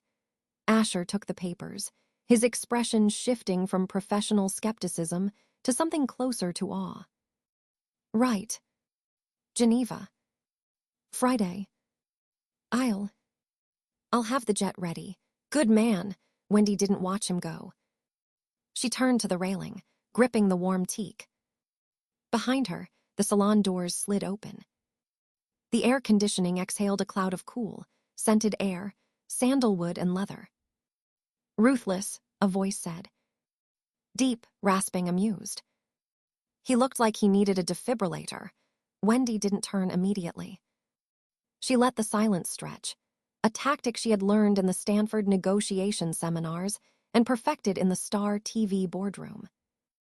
Let them fill the vacuum. She turned. Rupert Murdoch stood in the doorway, framed by the late afternoon sun. He was 68, his face a topographical map of decisions made and empires built, the deep grooves beside the mouth, the pale, watery blue eyes that had stared down prime ministers and union bosses. He wore a navy cashmere sweater draped over his shoulders, the sleeves tied loosely at his chest, a uniform of the global elite. He looked fragile, bird-boned, and utterly indestructible. He walked toward her, his gait a slight shuffle now, the hip replacement from '99 still stiff in the damp.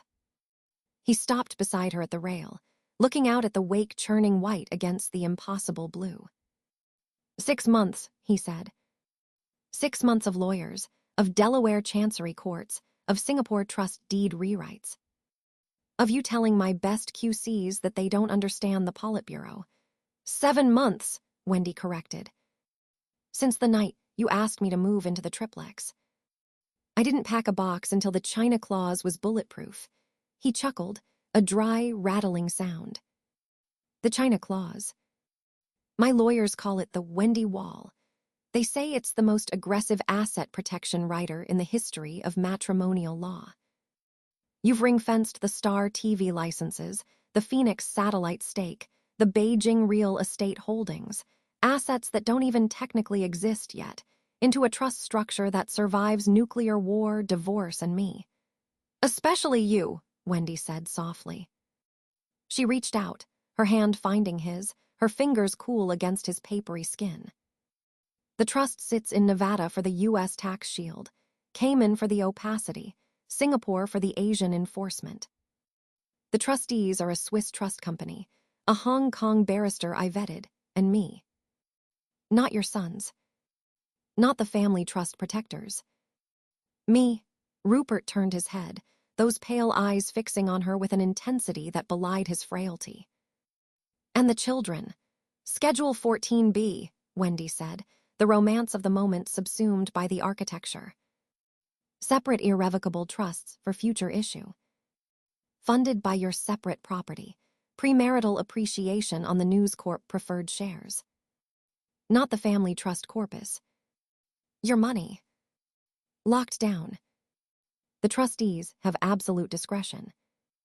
The beneficiaries, Grace, Chloe, and any sons, cannot access principal until 35. Not 25. Not 30. 35. By then, they will have careers, or they will have character. Or they will have neither, and the money stays in the trust, compounding, funding the dynasty. You're building a fortress around babies that don't exist, Rupert murmured. Against their own father. Against their half-siblings. Against me. I'm building a lifeboat, Wendi said, her voice hardening. Rupert, look at your estate. The family trust votes the A-shares. 4 votes. You, Prudence, Elizabeth, Lachlan. James gets a vote when you die. 4 votes control a $40 billion empire. Our daughters get 0 votes. 0. They are economic beneficiaries only. They eat the crumbs, the sons run the bakery. Unless the money I secure for them is so vast, so legally impregnable, that they don't need a vote. They become the bank the empire borrows from. She stepped closer, the silk of her dress brushing his sweater. The China clause protects the assets from the party. The heir protection clause protects the children from the family. That is the deal. That is the only reason I'm wearing white on Saturday. Rupert stared at her. The wind whipped a stray lock of white hair across his forehead. There was no sentiment in his gaze, only a terrifying, naked assessment. He was looking at a balance sheet that breathed. "You are the most terrifying woman I have ever met," he said. "And I've met Margaret Thatcher." Margaret Thatcher didn't have to negotiate her own prenuptial agreement with the man who owned the Times, Wendi replied. She just had to run a country. "I have to run you." He laughed then, a genuine bark of surprise. He squeezed her hand, his grip surprisingly strong. Saturday, then. The rabbi. The Catholic priest. The civil registrar. 3 ceremonies to cover every jurisdiction. My lawyers insisted. 4, Wendi corrected. We do the tea ceremony at dawn. My parents. Your mother. The ancestors. That is the only one that binds the soul. The rest are just paperwork for the tax authorities. The negotiation had taken 6 months. The wedding took 4 hours. It was a masterclass in staged authenticity. The Morin was anchored in the bay of Villefranche-sur-Mer, the water a dull, heavy sapphire under a canopy of stars. 300 guests, heads of state, Hollywood moguls, Chinese ministers flying in on private Gulfstreams with cleared flight paths, the titans of Wall Street and Fleet Street, drank vintage Krug and ate white truffles shaved over pasta by a chef flown in from Alba. Wendi wore Vera Wang. Not the poofy confection the magazines expected, but a sleek, architectural sheath of silk radzimir, high-necked, long-sleeved, 0 lace. Armor disguised as elegance. Her hair was pulled back in a severe, glossy chignon. No veil. She wanted her face visible for the cameras, for the history books. Rupert wore a Brioni suit that cost more than the annual budget of a Suzhou primary school. He leaned heavily on a cane topped with silver, but his eyes were bright, scanning the crowd, cataloging alliances, calculating the geopolitical weight of every handshake. The civil ceremony was first. The mayor of Villefranche, a man sweating visibly under the Klieg lights of the global press pool, stationed on a bobbing press boat 200 yards out, read the French civil code in a trembling baritone. Article 212. Mutual respect. Fidelity. Succor. Assistance. Wendi said we. Rupert said we. The rabbi came next, the huppah held up by 4 of Rupert's grandchildren, Prudence's boys, stiff in sailor suits, Elizabeth's daughter, bored in chiffon. Lachlan was nowhere to be seen. He had surfing commitments in Byron Bay. James stood at the back, in a suit that didn't quite fit, looking at Wendi with a strange, assessing intensity, calculating the delta between the woman he'd known in Hong Kong and the Empress standing before him. Prudence stood in the front row. She wore Chanel, pearls, a face carved from marble. She did not cry. She did not smile. She looked at Wendi with the cold, clinical hatred of a surgeon examining a malignant tumor. You are the infection, her eyes said. I am the immune response. Wendi caught her gaze. She didn't look away. She didn't flinch. She raised her chin, a fraction of a millimeter. Diagnose away, she thought. The patient is already immune. The Catholic priest followed. Dame Elizabeth Murdoch, 93, sharp as a scalpel in a wheelchair draped in a rug, held Rupert's hand. She winked at Wendi. Good luck, dear. You'll need it. We all do. Then came the tea ceremony. It was held in the yacht's main salon. The lights dimmed. The guests cleared out save for the parents and the witnesses. A low table. A red cloth. 2 cups. Deng Hong and Wang Wei sat on one side.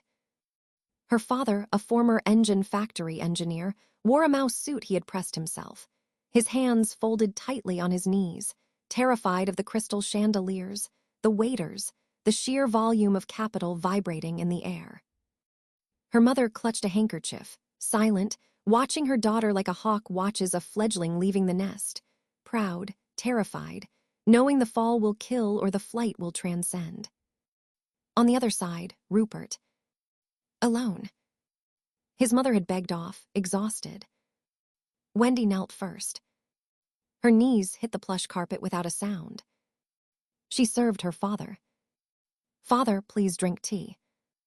The words in Mandarin, formal, resonant. Thank you for raising me. For the hunger. For the discipline. Deng Hong took the cup. His hand shook. He drank. He placed a red envelope in her hands, thin, symbolic. Not money. A piece of paper. A deed. The family apartment in Suzhou. Paid off. Yours. Forever. He couldn't speak. He nodded, the engineer acknowledging a structural load successfully transferred. She served her mother. Mother, please drink tea. Wang Wei drank, her eyes wet. She pressed a jade bangle into Wendy's wrist, cool, heavy, the color of deep spinach. Protection. Health.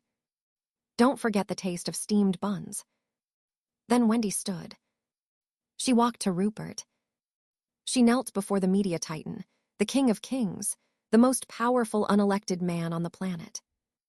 She served him. Father, please drink tea. She used the honorific. Father-in-law. The salon went utterly silent. The hum of the yacht's generators stopped. The Mediterranean held its breath. Rupert looked down at her. The crow's feet deepened. He took the cup. His hand didn't shake. He drank the sweet tea in one swallow. He set the cup down. He reached into his breast pocket. Not a red envelope. A key. Heavy, old-fashioned, gold-plated. The box at Coutts, London, he said, his voice carrying in the stillness. Number 7. The deeds to the ranch in Australia. The shares in the family trust I told you about. The voting proxies for the girls' trusts. It's all there. No lawyers. No trustees. Just you. And them. Wendi took the key. Cold metal against her palm. The final asset transfer. Not a gift. A capitulation. Thank you, Father, she whispered. She stood up. She was taller than him in her heels. She looked down at the man who owned the world's narrative, and she realized she had just written the final chapter of his. The reception was a blur of flashbulbs and strategized conversations. Wendi moved through it like a shark in a coral reef, beautiful, lethal, perfectly at home. She spoke Mandarin to the Chinese Minister of Culture, explaining the soft power potential of a Murdoch Deng media bridge. She spoke German to the CEO of Bertelsmann, discussing the inevitable consolidation of European pay TV. She spoke Silicon Valley to the Google founders, Larry and Sergey, young, awkward, hungry, planting the seed for a search partnership that would bloom a decade later. But the exhaustion was a physical weight, dragging at her eyelids, a deep ache in the marrow of her bones.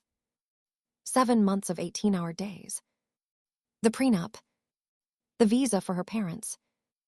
The trust structures. The wedding planner. The migration of her entire operational brain from star TV executive to chairman's wife/shadow CEO. At midnight, she fled. She found Rupert in the owner's suite, the master cabin aft. He was sitting on the edge of the bed, the cane leaning against the nightstand. He had removed the jacket, the tie. He looked small in the vastness of the king-sized bed, a little boy in a giant's castle. He looked up as the door clicked shut. The soundproofing swallowed the muffled thump of the bass from the deck party. "They're gone," he said. "The press boat left at 11. The rabbi blessed the bed. The priest sprinkled holy water on the minibar. We are officially, legally, spiritually, and fiscally merged." Wendi leaned against the door, her arms crossed. The Wendi slap rehearsal. Wendi slap rehearsal. Tomorrow morning. 600. The media trainer flies in from London at dawn. Rupert groaned, rubbing his knee. "Do we have to? I've been dodging pies and protesters for 40 years. I know how to take a hit. This isn't a pie, Rupert. This is the Leveson era, waiting to happen. This is the moment a protester gets past security with a foam custard pie, or a shoe, or a bottle of ink. The world watches the chairman of News Corp get assaulted. The stock dips. The narrative shifts. Old man loses grip." She walked over to the small desk, picked up a folded stack of papers. "But if the wife, the tiny, exotic, fierce wife, leaps into the frame, blocks the projectile, stares down the attacker, that is a narrative. Dragon Lady protects frail Titan, loyalty, vitality, strength. The stock rises. You look protected. I look powerful. We both win." She dropped the papers on the bed beside him. Talking points. Body language cues. The protective stance, left foot forward, right arm up, palm open, fingers spread. Non-aggressive. Maternal. Lethal. Practice it in the mirror. 10 minutes. Then we sleep. Rupert picked up the pages, squinting at the small print. "You choreographed my assault defense. For the wedding night, I choreographed the next 20 years of crisis management," Wendi corrected. She reached behind her neck, finding the zipper of the Vera Wang. "The wedding is the press release. The marriage is the merger. The merger requires a crisis protocol. Good night, Rupert." The zipper hissed down, a long, sharp sound in the quiet cabin. The silk pooling at her feet. She wore nothing underneath, but the jade bangle on her wrist and the gold key on a chain around her neck, cold against her sternum. Rupert didn't move to touch her. He didn't leer. He watched the silk fall, his eyes tracking the architecture of her, the slope of her shoulders, the knife blade of her spine, the terrifying, perfect musculature of a woman who had carried bricks up factory stairs at age 12 and carried a conglomerate on her shoulders at 32. He set the talking points aside. He picked up the cane. He stood, swaying slightly. "Good night, Wendi," he said. "Happy anniversary." Day 1, he walked past her into the en-suite bathroom. The door clicked shut. The sound of running water began. Wendi stood naked in the center of the master suite of the Morin, 300 feet of steel cutting through the dark water, the owner of the world's most powerful media empire asleep in the next room, the keys to the kingdom warm against her chest. She didn't feel like a bride. She didn't feel like a wife. She felt like a general who had just taken the capital. The occupation had begun. She climbed into the cold side of the bed, pulled the Egyptian cotton sheets to her chin, and closed her eyes. She didn't dream. She never dreamed. She just processed data. Schedule 14B funded. China clause executed. Parents secured. Jade bangle locked. Key acquired. Husband contained. Day 1 complete. She slept the sleep of the sovereign. Chapter 5. The contractions didn't arrive on a schedule. They arrived like a hostile takeover bid, sudden, aggressive, and utterly indifferent to the quarterly projections Wendi had taped to the refrigerator beside the Sub-Zero. It was 3:17 a.m. on a Tuesday in November 2001.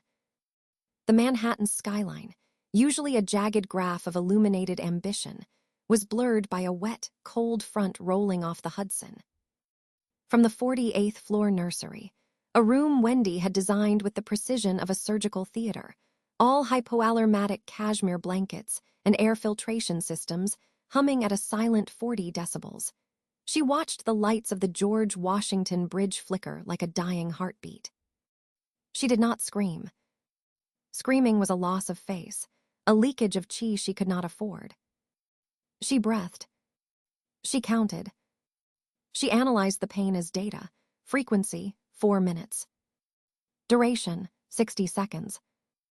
Intensity, 7 of 10. Cervical dilation, estimated 4 centimeters based on pressure gradient. Rupert stirred beside her in the king-sized bed, the Egyptian cotton sheets rustling. He was 70. His skin was paper-thin over the knuckles, the veins mapping a lifetime of newspaper ink and whiskey. He mumbled, the journal. The Asia-Pacific numbers. Sleep, Lauhu, she whispered, using the private name. Old Tiger. The numbers will still be red in the morning. This one is pink. She slid out of bed, her body heavy, centered. She walked to the nursery, picked up the phone, landline, encrypted, direct line to doctor. Goldstein at Lenox Hill, and spoke 3 words. Code Grace. Now, by 6:42 a.m., Grace Murdoch existed. 7 pounds, 3 ounces. A scream that shattered the sterile quiet of the delivery room, loud enough to rattle the windows of the executive suite Wendi had booked out. 3 rooms, cash paid, no insurance paperwork trail. Wendi held her. The baby was slick, furious, perfect. A pink fist waved at the fluorescent lights. Hello, shareholder, Wendi murmured, her voice raw, stripped of the boardroom polish. You own nothing yet. But you will. Maternity leave was a concept for women who had options. Wendi had leverage.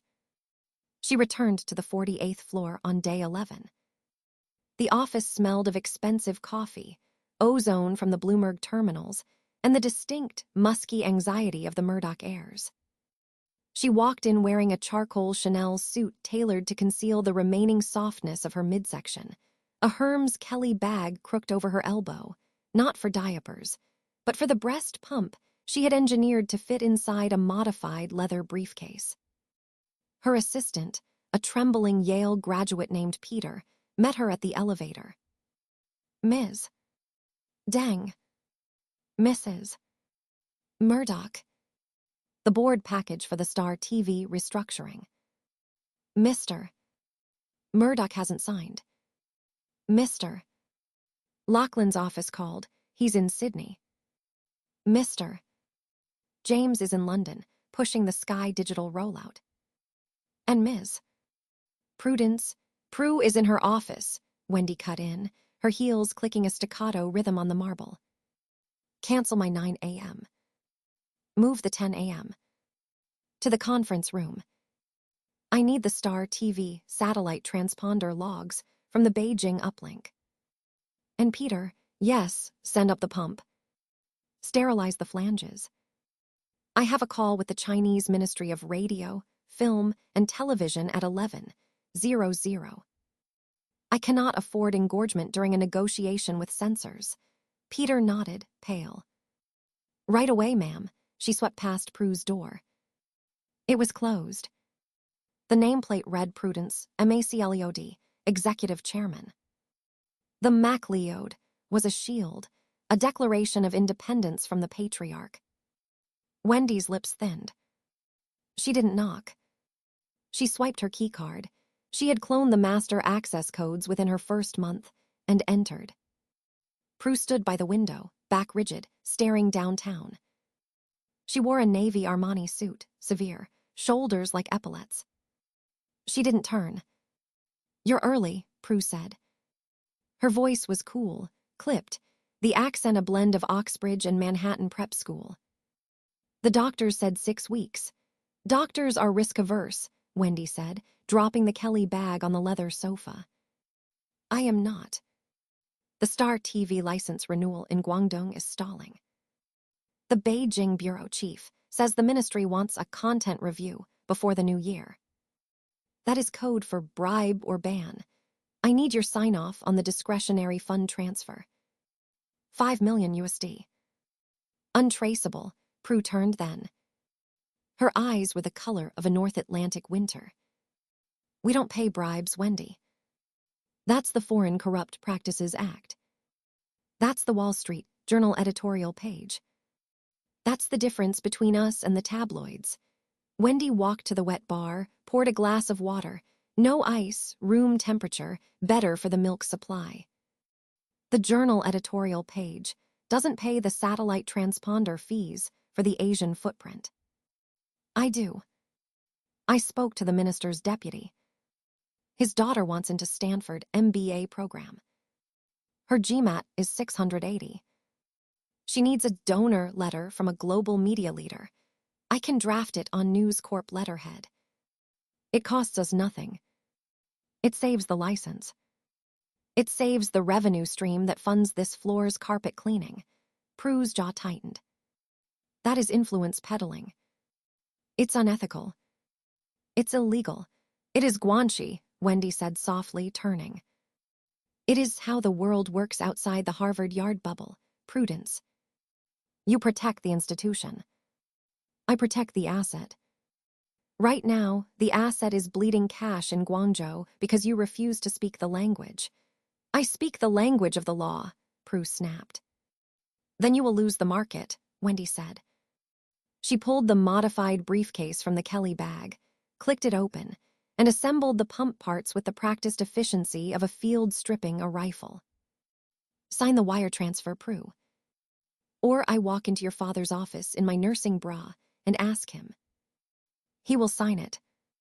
He always signs what I put in front of him when the alternative is explaining to the board why Asian revenue dropped 40%. The silence stretched, thick with the hum of the breast pump motor. Whir hiss, a mechanical heartbeat in the sanctum of the heir apparent. Prue snatched the pen from the blotter. She signed. This isn't over. It never is, Wendi agreed, attaching the flanges, draping the charcoal jacket over her shoulders to hide the tubes. But today, the license renews. And Grace gets her mother's milk. We both win. The nanny intelligence network was not a metaphor. It was a spreadsheet, encrypted on a standalone drive in Wendy's private safe, cross-referenced with background checks run by Chow Kung's people in Hong Kong, and a retired FBI agent in New York named Frank, who owed Wendi a favor involving a certain Australian visa in 1998. Nanny 1, Maria, Filipino, Catholic, loyal to the church and the paycheck. Assigned to Grace. Reporting line, daily log via encrypted signal, feeding times, diaper consistency, vocalizations, visitors to the nursery. Nanny 2, Alina, Russian, former KGB linguist, unverified but suspected, fluent in Mandarin. Assigned to the Carmel house. Reporting line, weekly dead drop at the Pebble Beach post office. Driver, Miguel, ex-NYPD, gambling debts cleared by Wendi. Reporting line, real-time GPS tracking of all family vehicles. Housekeeper, Mrs. Higgins, Irish, 20 years with the family. Compromised. Loyal to Rupert first, Prue second. Wendi fed her controlled intel. Wendi reviewed the logs at 2:00 a.m. Most nights, pumping in the dark office, the glow of the monitor illuminating the data. Grace, 0300 feed. 4 Oz. Stool, Yellow City. Normal. Visitor, Mr. Murdoch, grandfather. Duration, 12 mins. Activity, read, Wall Street Journal headlines aloud. Subject, Bush puts tariffs on steel. Infant response, calm. Fell asleep on chest. Chloe in utero. Fetal heart rate Doppler check, self-administered. 140 BPM. Active. Mother stress cortisol, elevated. Note: increase magnesium. Reduce caffeine. She treated motherhood like a hostile occupation of territory. She fortified the perimeter. She secured the supply lines. She gathered intelligence on the native population, Rupert, the children, the staff, and she ensured the occupying force, her, controlled the high ground. But the native population was fracturing. Lachlan fled first. It happened at the Christmas party in 2002, held in the triple-height lobby of 1211 Avenue of the Americas. A forest of artificial trees, waiters circulating with flutes of Krug, the Murdoch clan on display for the lieutenant generals of the empire. Lachlan was 31, golden, smelling of saltwater and expensive polo shirts. He had the easy charm Rupert deployed like a weapon, but without the calculation behind the eyes. He stood by the ice sculpture, a mermaid, improbably, talking to a cluster of New York Post editors. Wendi watched from the mezzanine, Chloe strapped to her chest in a baby Björn designed by a Milanese couturier. Grace parked with Maria by the eggnog station, virgin, strictly monitored. She saw the look on Lachlan's face when Rupert clapped him on the shoulder, laughing at a joke about the Times paywall. It wasn't pride. It was suffocation. 3 weeks later, Lachlan resigned. "I'm going home," he told the press. To Sydney. To the farm. To be a father. He didn't tell Wendi goodbye. He told James. James called her from London, the connection crackling. "He's gone, Wendi." He actually did it. He walked away from the voting shares. He handed his proxy to father. Wendi stared at the Bloomberg terminal, the green numbers scrolling. Did he sign the waiver, relinquishing his right to the family trust voting control? Yes.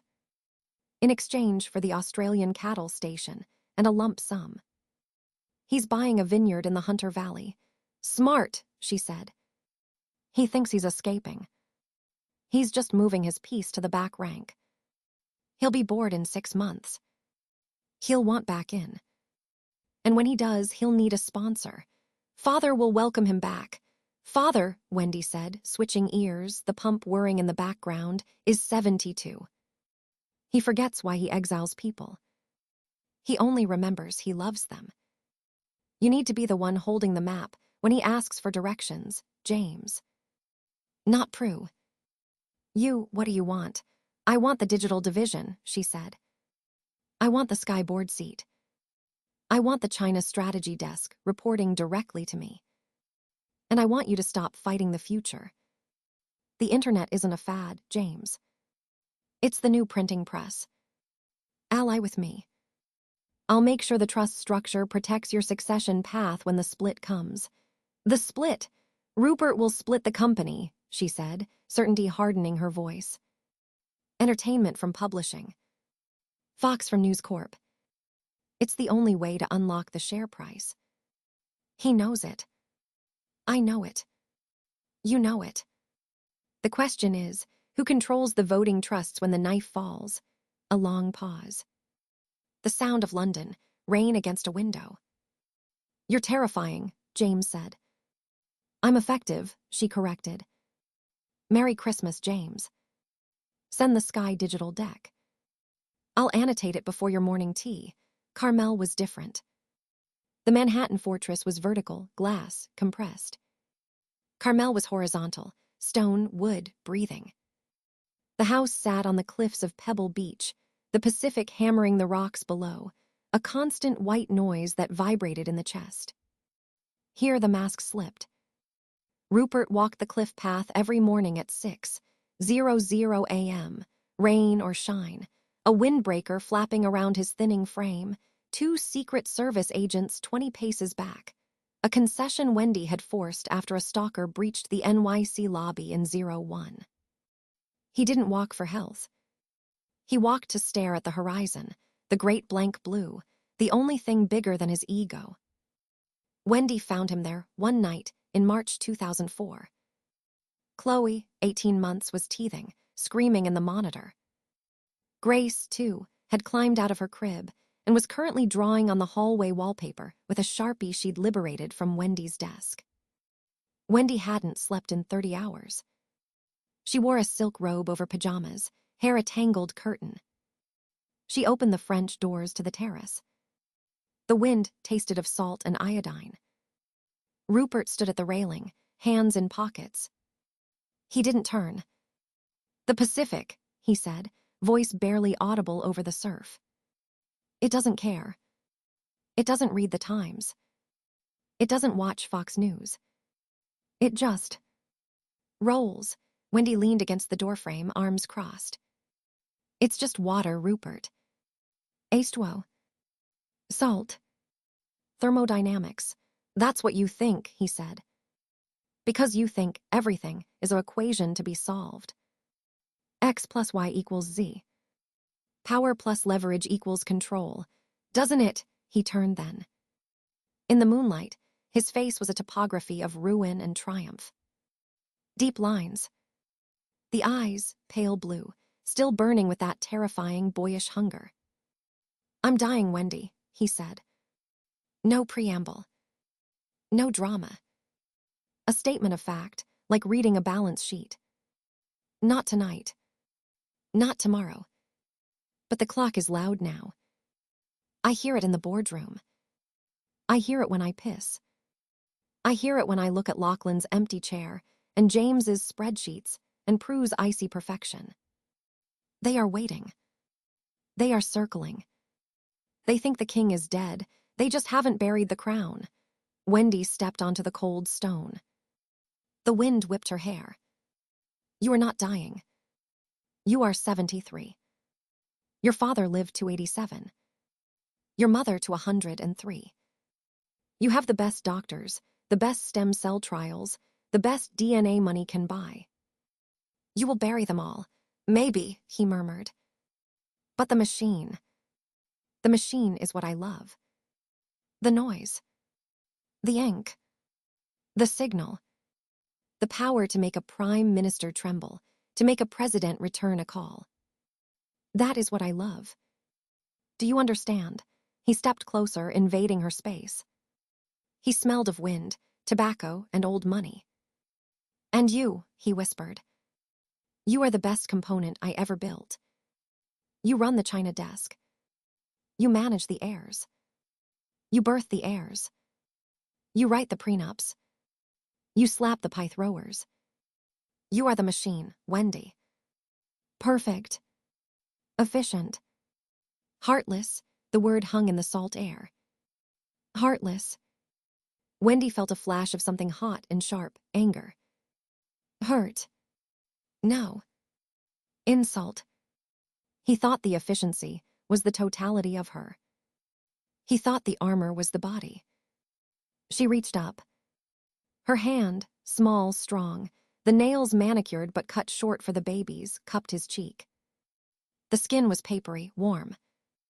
"I am not the machine, Lauhu," she said, her voice dropping to the register she used only for him and for grace in the dark. "I am the operator. And operators survive the machine. Operators build the next machine." She kissed him. Not the performative kiss of the gala, not the hungry kiss of the early days. This was a sealing of a contract. Taste of salt, metal, scotch. "I fear irrelevance," she whispered against his lips, the confession dragged out by the wind.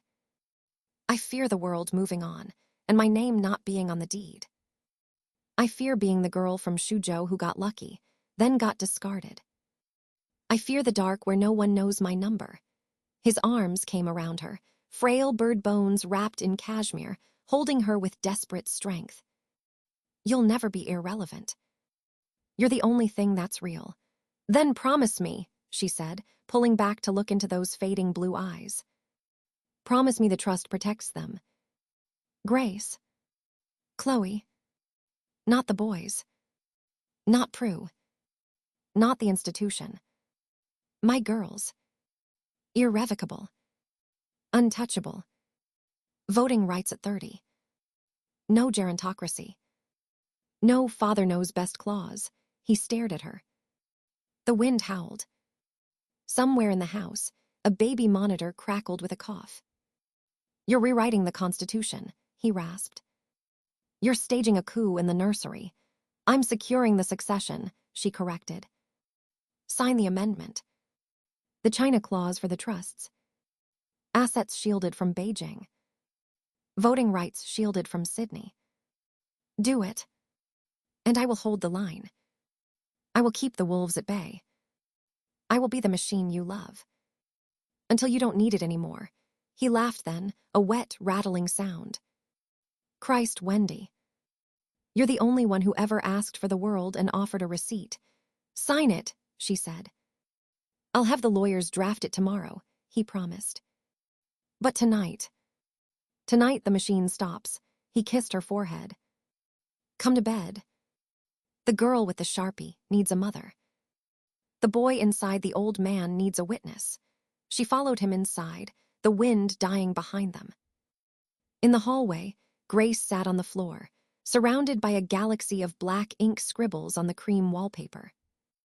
She looked up, eyes wide, innocent, assessing. "Mama," Grace said. "Art." Wendi looked at the ruin of the hallway. She looked at Rupert, already heading for the bedroom, the king retreating to his chambers. She picked up the Sharpie. She capped it.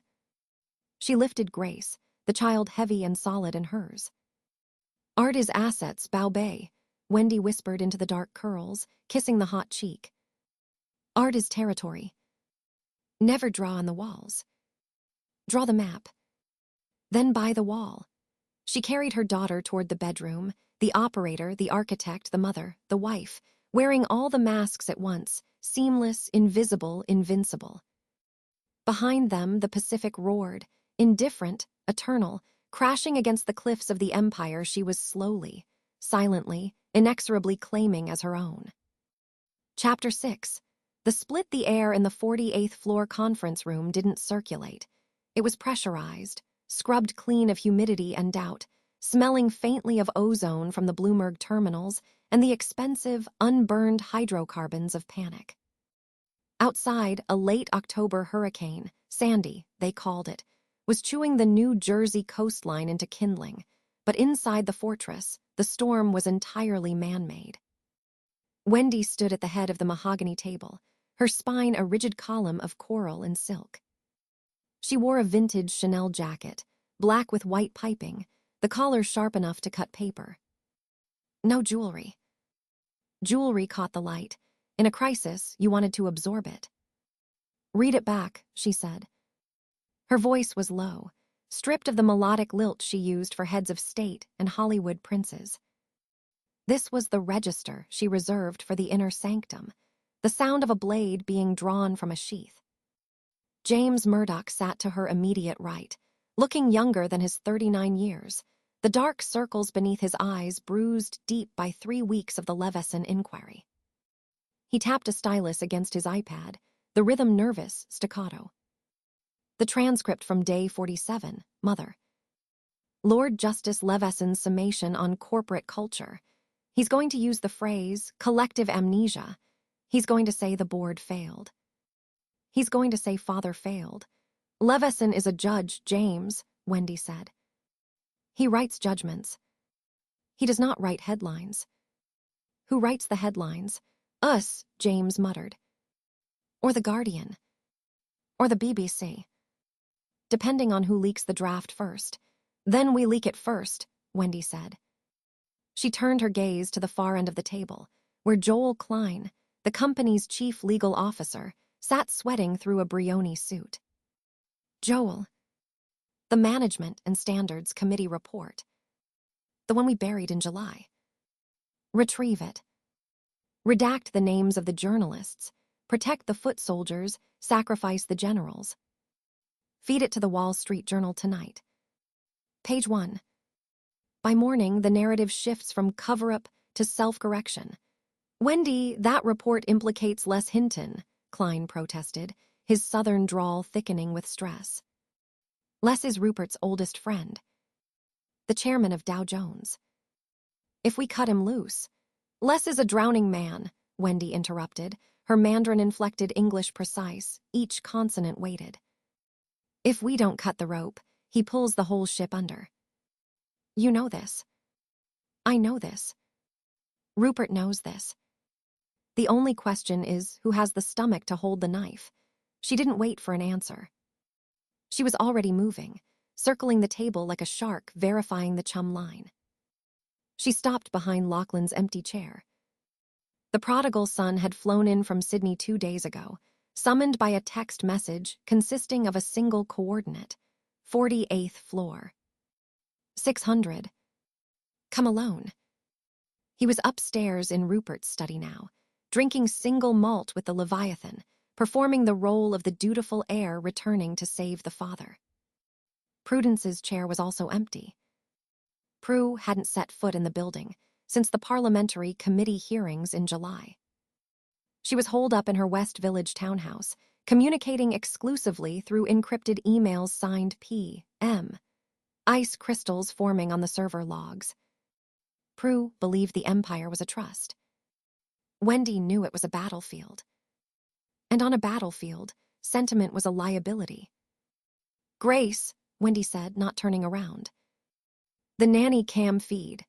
A holographic shimmer bloomed on the table's polished surface, a live feed from the Carmel house, 3,000 miles and 3 hours behind. Grace, 12, sat at a Steinway Grand, her fingers stumbling over a Clementi sonatina. Chloe, 10, lay on a Persian rug beside the hearth, reading the Hunger Games with the fierce concentration of a general studying a map. Wendy's fingers, resting on the table's edge, curled almost imperceptibly. Mine. My insurance. My exit strategy. Good, she whispered. Keep the feed open. The doors hissed open. Tony Blair walked in.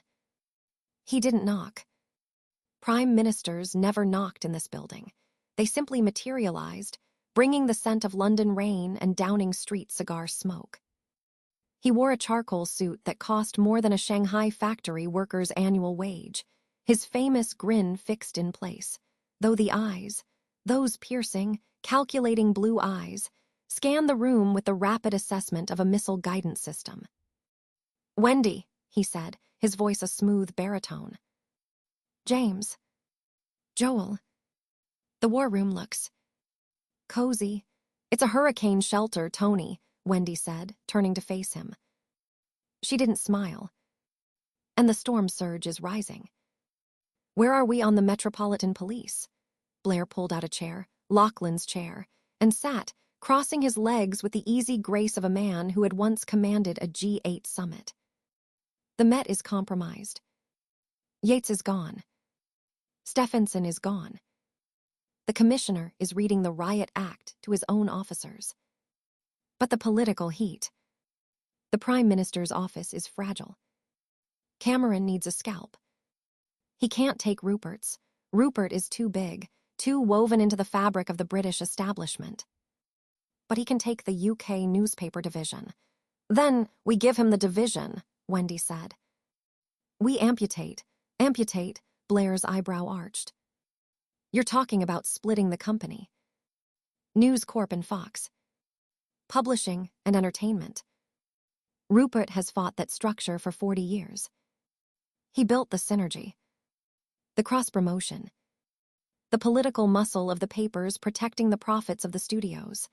The synergy is a myth, Wendi said, her voice hardening. The papers bleed cash. The studios print it. The political muscle is what just brought the FBI to our doorstep in New York and the Leveson inquiry to our throat in London. The parasite is killing the host. She walked to the floor-to-ceiling windows. The glass vibrated faintly with the subsonic roar of Sandy's outer bands. Below, the Hudson River was a slate-gray beast, white caps flecking its surface. The lights of New Jersey were flickering, block by block, as the grid surrendered to the wind. Rupert wants legacy, Wendi continued, watching the darkness. He wants the Times and the Journal to stand as monuments. But monuments don't pay dividends, Tony. And they don't protect the trust. The family trust, The voting control sits above both entities. If we split the operating companies, the trust stays intact. But we ring-fence the liabilities. The phone hacking lawsuits, the FCPA investigations, the UK civil claims, they stay with New News Corp, the publishing shell. Fox, the crown jewels, the sports rights, the cable fees, Star India, the studio lot walks away clean. Clean, Blair repeated, tasting the word. And the children. The trust is restructured, Wendi said. She turned, the ghost of a smile touching her lips. That is the masterstroke. The current trust votes as a block. Rupert controls the block until he dies. Then the 4 oldest vote. Prue, Lachlan, James, Elizabeth. 4 votes. Grace and Chloe. They are discretionary beneficiaries.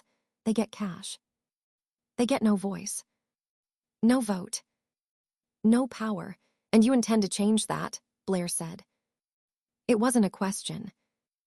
I have already changed it, Wendi said. The amendment was signed in the Cayman Islands Trust office 3 weeks ago. Rupert initialed it on the yacht in August, between the 2nd gin and the 3rd. He didn't read the schedule. He never reads the schedules. He only reads the bottom line. The bottom line being, upon Rupert's death or incapacity, the voting shares vest immediately in all 6 children at age 30. Not 4. 6. Grace and Chloe become voting members the moment they turn 30. Prue and Lachlan and James and Elizabeth lose their majority. They lose the ability to sell. They lose the ability to fire the CEO. They become partners, equal partners. With my daughters, Blair was silent for a long moment. The wind slammed a gust of rain against the glass. You have disinherited the heirs apparent, he said quietly. You have neutered the patriarchy. You have installed a matriarchy by stealth. I have secured sovereignty, Wendi corrected. For them. For me. For the only thing that matters, she tapped her temple.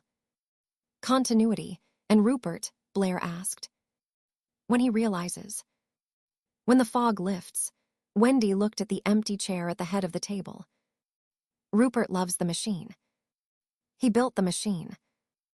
He is the machine. He doesn't love the components. He loves the output. I just showed him how to upgrade the engine so it runs forever. He will call it genius. He will call it legacy.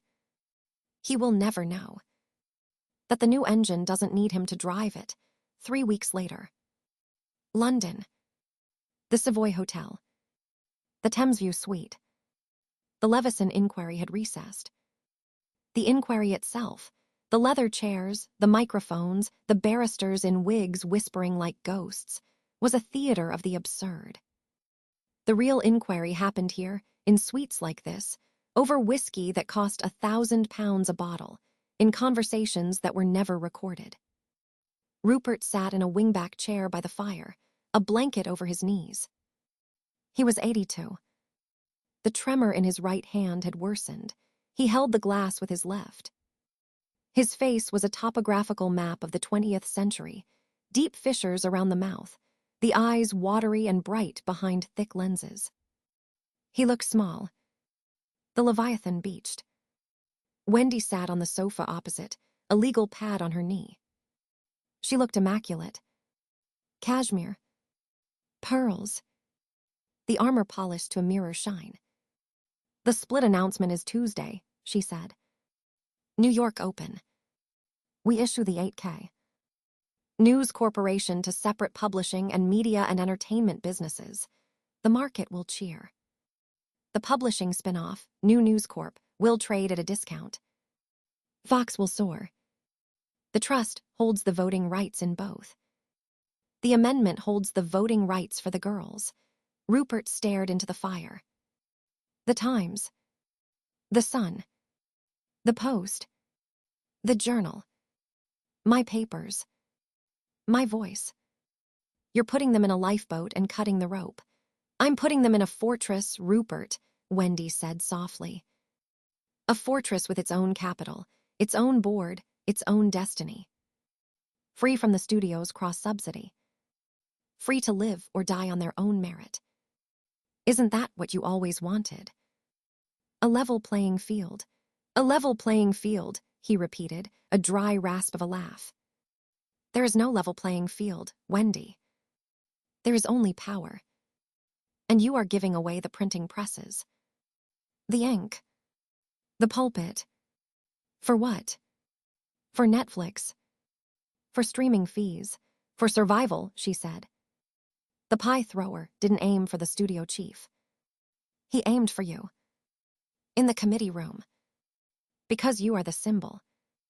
The papers are the symbol. And symbols get destroyed. Assets get sold.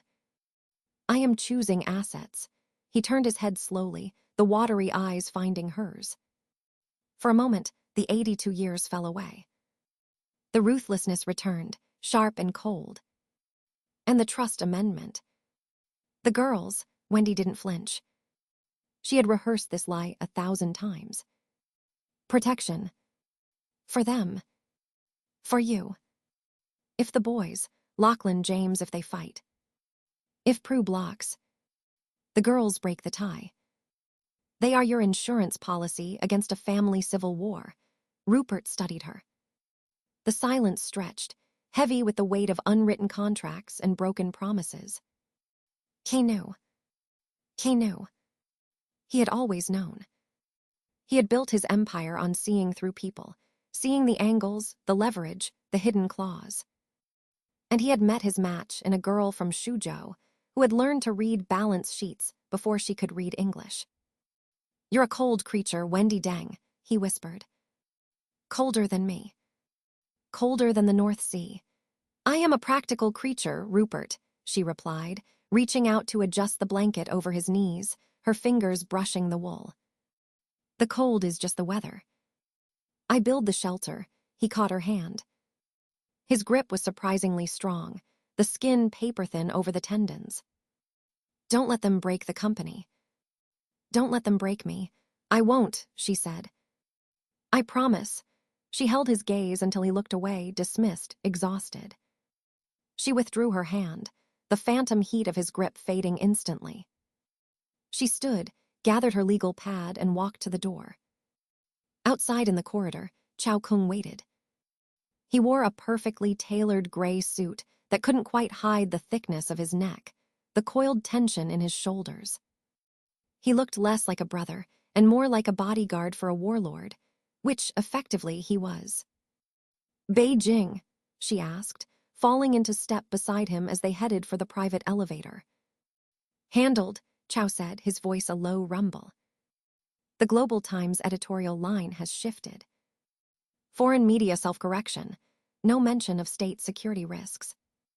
The Star TV license renewal for the Guangdong uplink, fast-tracked. The SARFT official who was stalling. He has a new posting. Xinjiang. Very cold. Good, Wendi said. And the hacker. The one who accessed the Millie Dowler voicemail. Gone, Chao said. Not dead. Gone. New identity. South America. He will never touch a keyboard again. The trail ends at a server farm in Reykjavik we burned 6 months ago.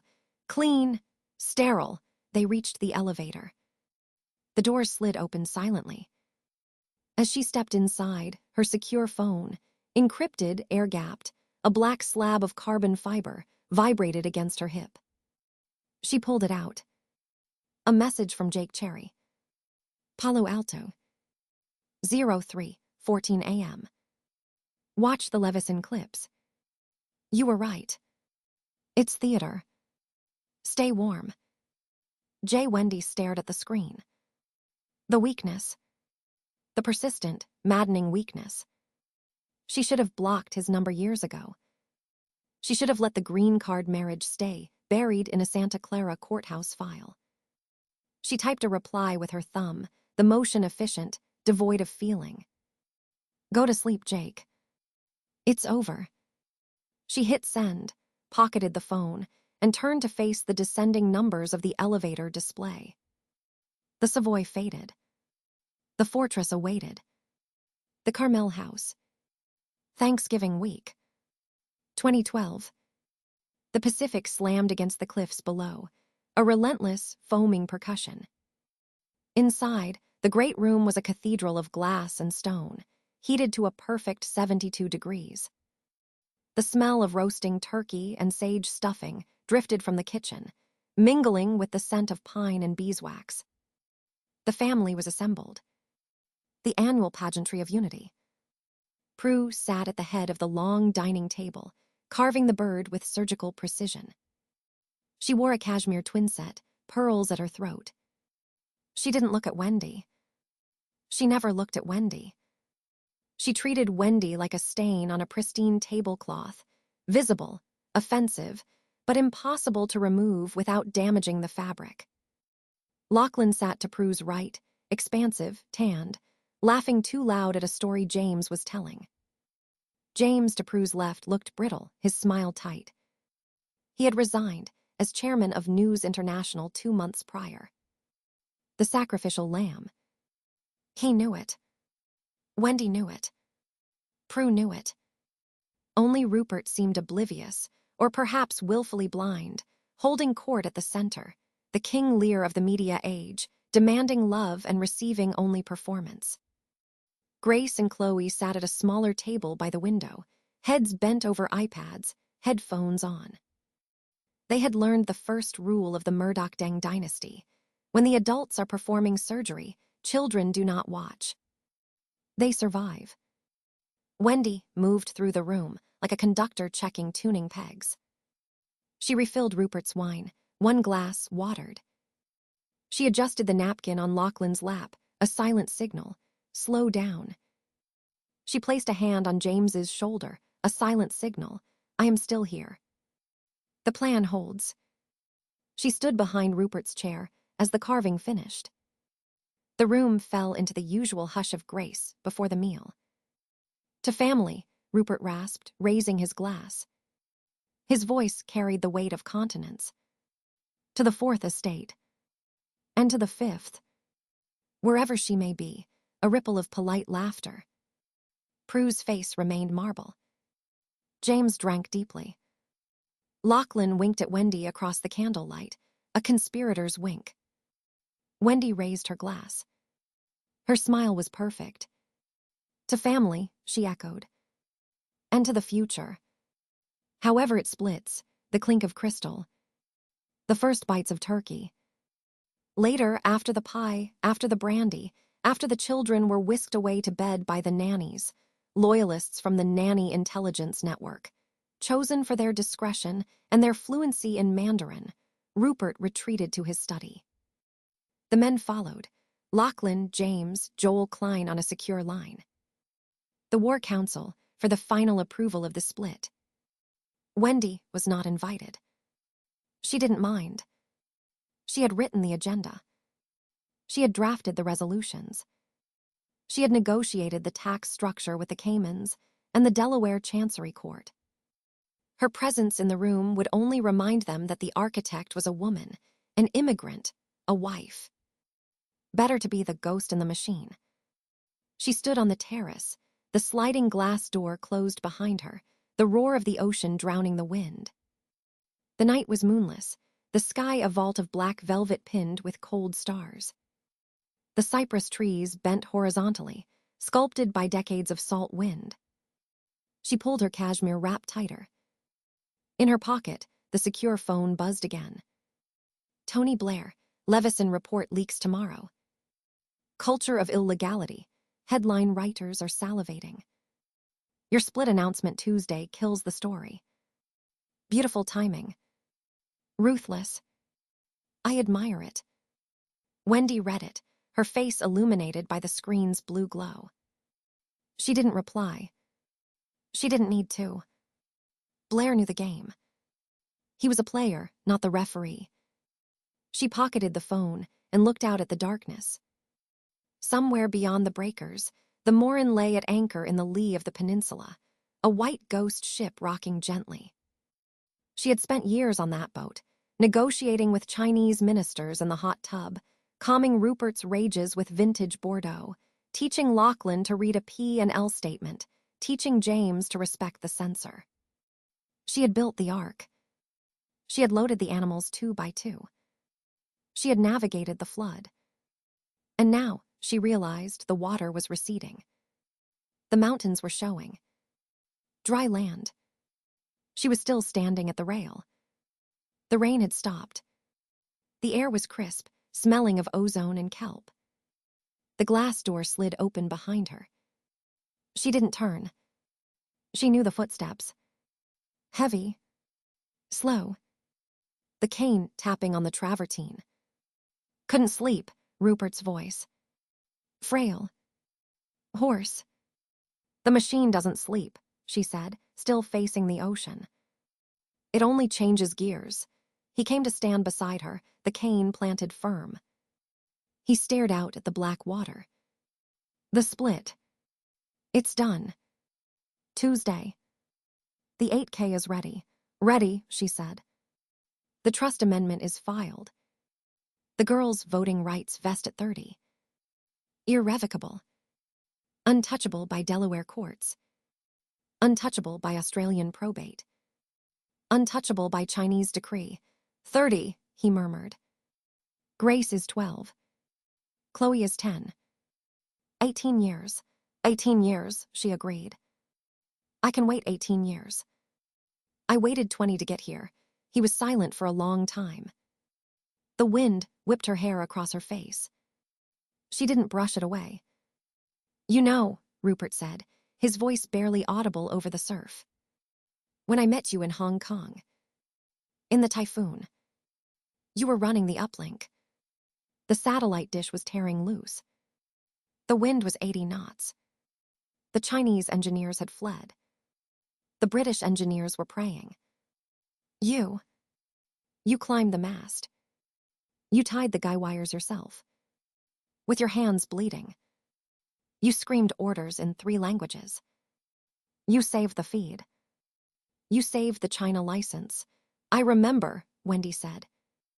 I thought then, Rupert continued, that I had found a general. Someone to fight the wars I was too old to fight. Someone to hold the line. You did, she said. He turned his head, the profile sharp against the starlight. But a general serves the king. He doesn't. He doesn't redraw the map while the king is still breathing. He doesn't. He doesn't write the king's grandchildren into the succession to checkmate the king's children. Wendi finally turned to look at him. Really look. The titan. The monster. The father. The lover. The only man who had ever seen her clearly and stayed. I didn't write them in to checkmate the children, Rupert, she said, her voice utterly devoid of malice, devoid of heat. Just the cold clarity of the deep ocean. I wrote them in to checkmate you. So that when you are gone, and you will be gone, the machine doesn't stop. So it doesn't get sold to Disney. Or Apple. Or the Saudis. Or the CCP. So it belongs to us. To the blood. All of it, Rupert's eyes, watery and bright, held hers. The silence stretched, filled only by the hiss of the tide. Us, he whispered. Is there an us left, Wendi? Or is there only the machine? The question hung between them, raw and unprecedented. The deep romance. The midnight talks. The intellectual foreplay. The shared terror of mortality. The way he had held her when Grace was born, weeping into her hair, my daughter. My dynasty. The way she had fed him soup when he had the flu in Davos, wiping his mouth like a child. She searched his face for the answer. She found only the question. There is the machine, Rupert, she said, the lie tasting of ash and iron. And the machine is us. That is the only romance that lasts. She reached up, cupped his cheek. The skin was impossibly soft. She leaned in and kissed him, dry, brief, sealing a contract signed in blood and billions. Happy Thanksgiving, she whispered against his lips. She turned and walked back into the warmth of the house, the glass door sliding shut behind her, cutting off the sound of the ocean, cutting off the sound of the Leviathan breathing alone in the dark. Inside, the war room awaited. The spreadsheet glowed on the screen. Exit strategy V. 4.7. She sat down, cracked her knuckles, and began to type. Trigger, Rupert death/incapacity. Action, immediate vesting. Grace, 2031. Chloe, 2033. Contingency, Prue Lachlan James challenge trust protector Wendi, casts deciding vote. Endgame, sovereignty. The cursor blinked. Waiting. Patient. Eternal. She had checkmated the board. Now she just had to play out the remaining moves. Chapter 7. The Godfather and the Fixer, the air in the Savoy's river, sweet, tasted of old copper and expensive anxiety. It was the smell of history being rewritten in real time, filtered through the hotel's absurdly powerful HVAC system. Outside, the Thames slapped gray and cold against the embankment, indifferent to the fact that the most powerful media empire in the English-speaking world was currently bleeding out on the carpet of Leveson's courtroom. Wendi stood at the floor-to-ceiling window, her reflection a sharp, dark brushstroke against the leaden London light. She wore a Chanel suit the color of dried blood, burgundy, armored, impeccably tailored to disguise the fact that she hadn't slept in 48 hours. Not since the Pyth Rower. Not since she had moved faster than the security detail, faster than Rupert, her hand a blur of silk and violence, intercepting the shaving cream projectile inches from his face. The Wendi slap. The internet had already gifted into immortality. Loyalty. Ferocity. The dragon lady protects the old man. She touched her jaw, phantom pain blooming where the foam had grazed her knuckles. A calculated risk, perfectly executed. But the bruise on her knuckles was real. The adrenaline crash was real. The geopolitical Tetris she was playing on 3 continents simultaneously was the only thing keeping her vertical. Her secure phone, encrypted military grade, a slab of matte black plastic, vibrated against the mahogany desk. She didn't look at the screen. She knew the rhythm. 2 short pulses. London. She picked it up. Prime Minister. Wendi. Tony Blair's voice was smooth, unruffled, the exact timbre of a man who had sent young men to die in Iraq and still got invited to Davos panels on peace. You're watching the feed. I'm watching the silence between the questions, Tony. The silence is where the damage lives. She turned from the window, the suite spreading out behind her, a war room disguised as a drawing room. Legal pads stacked like bricks. Burner phones in a Faraday cage. A whiteboard mapping the Murdoch family trust structure in red and black marker, the architecture of survival. Rupert's testimony, Blair continued, the sound of a turning page audible down the line. He was frail, confused. The most humble day of my life, good line. Scripted, written by me. Delivered by a man who thinks he's Lear but is actually Gloucester. Wendi's voice was flat, stripped of the warmth she reserved for the cameras. He didn't know about the emails. He didn't know about the payments. He didn't know what his own editors did in his name. That is the defense. Plausible deniability constructed by institutional rot. Risky, Blair murmured. The committee hates I didn't know. It sounds like I didn't care. Then we make them care about something else. Wendi walked to the whiteboard, uncapped a marker. Her hand didn't tremble. The Metropolitan Police. The Yates Review. The cozy dinners between your advisors and my editors. We leak the Sun's support for your 2005 campaign in exchange for a quiet word with the DPP. Mutual assured destruction, Tony. You protect the crown jewel, the B-Sky B bid, and I ensure the inquiry concludes with systemic failure rather than criminal conspiracy. Rupert takes the humiliation. The company survives, a pause on the line. The sound of a sigh, or perhaps a laugh swallowed down. You're terrifying, Wendi. You know that. You treat the British Constitution like a term sheet. I treat leverage like leverage. The B-Sky-B bid is your legacy. The trust is mine. We both need the bid to live long enough for the split. She drew a line connecting two boxes. UK political cover right arrow, China regulatory approval.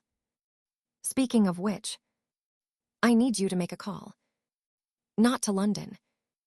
To Beijing. The ambassador. The back channel. Tell them the news of the world closure is the sacrifice to the gods. Tell them the new News Corp will be a clean, local, compliant publisher. Use the words stability and harmony. They love those words. Since when does the British Prime Minister lobby the Chinese Politburo for an Australian media mogul's satellite licenses? Since the Australian media mogul's wife became the only person who speaks both languages fluently. She capped the marker. Do it, Tony. Grace's godfather owes the goddaughter a clean slate. Grace, Blair said, the warmth returning, synthetic but effective.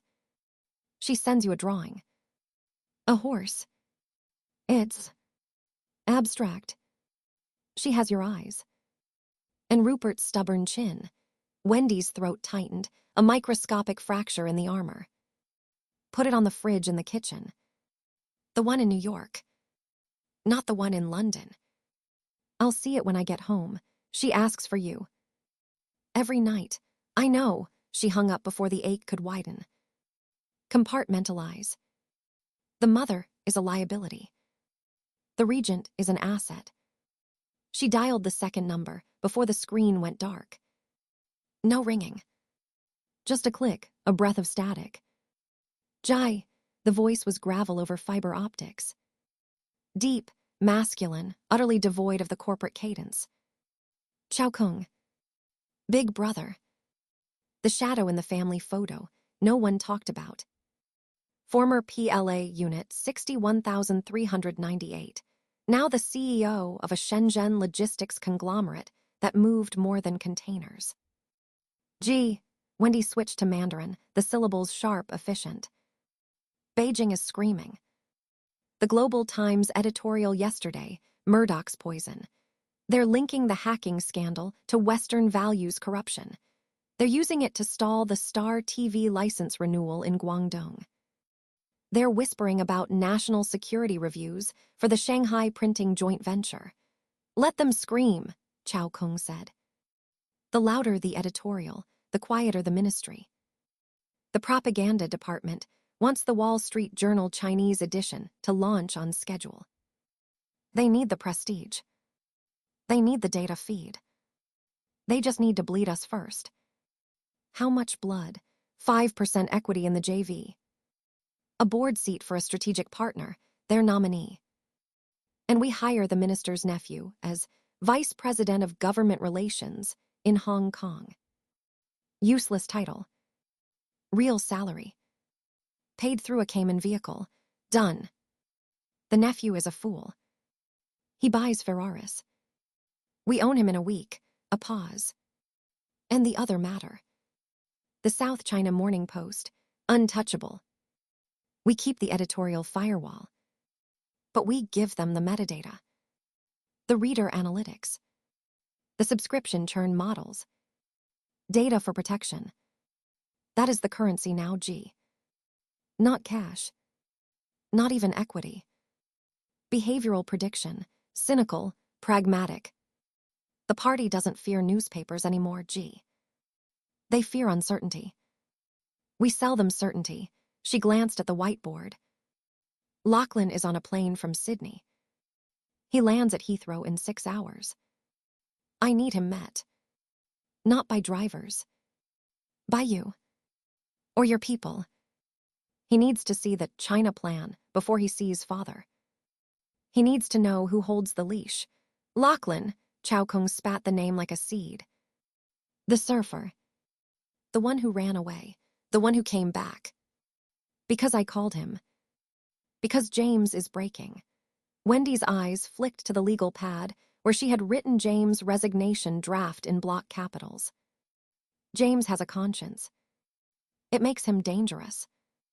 He thinks he's saving the company by modernizing it. He doesn't realize the only way to save it is to let the old parts die. He's resigning tomorrow. He'll call it pursuing digital ventures. I'll call it clearing the deck. And Prue is the hardest.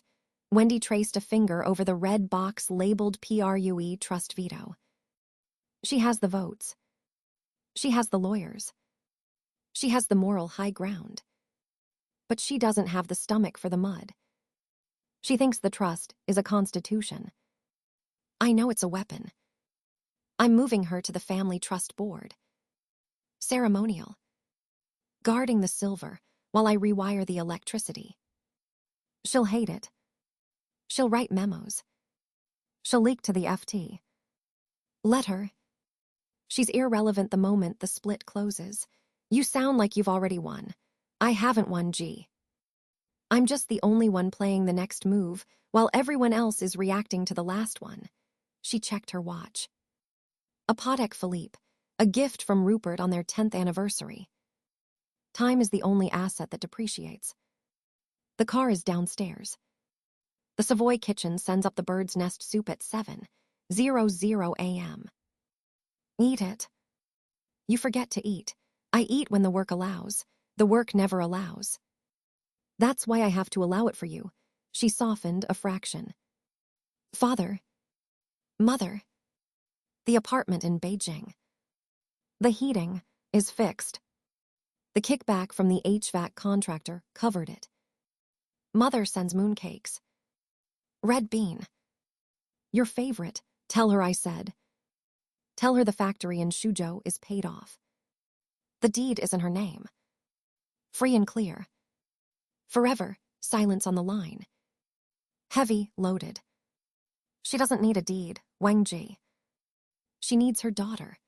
I am building a wall around her so high no tax bureau, no party secretary, no landlord can ever climb it. That is the daughter I am allowed to be. She swallowed the sentiment, locked it down. Heathrow. Terminal 5. 6 hours. Lachlan gets the China briefing before he sees the old man. Make sure he understands. The yacht is the only neutral territory. The Morin. International waters. That's where the real conversation happens. The Morin. The floating casino, a dry chuckle. Be careful, little sister. The house always wins. But you're trying to buy the casino. I'm not buying it, G. I'm changing the game. She ended the call. She stood alone in the suite. The silence pressed in, heavy with the ghost of Rupert's cough from the adjacent bedroom, the hum of the secure server in the closet, the distant wail of a siren on the strand. Regent. The word tasted of iron and champagne. She walked to the bedroom door, knocked once, entered without waiting. Rupert lay propped against a mountain of goose-down pillows, the blue light of an iPad illuminating the deep topography of his face. He looked small. The hands that had crushed unions, toppled prime ministers, and rewritten the laws of 3 nations trembled slightly on the blanket. He wore a monogrammed silk pajama set. A king in exile, waiting for the verdict. You're up, he rasped. His voice was sandpaper. It's 4 in the morning, 4 in the afternoon in Beijing. 6 in New York. Time is a construct, Rupert. Leverage is the only constant. She sat on the edge of the mattress, the burgundy silk whispering against the white linen.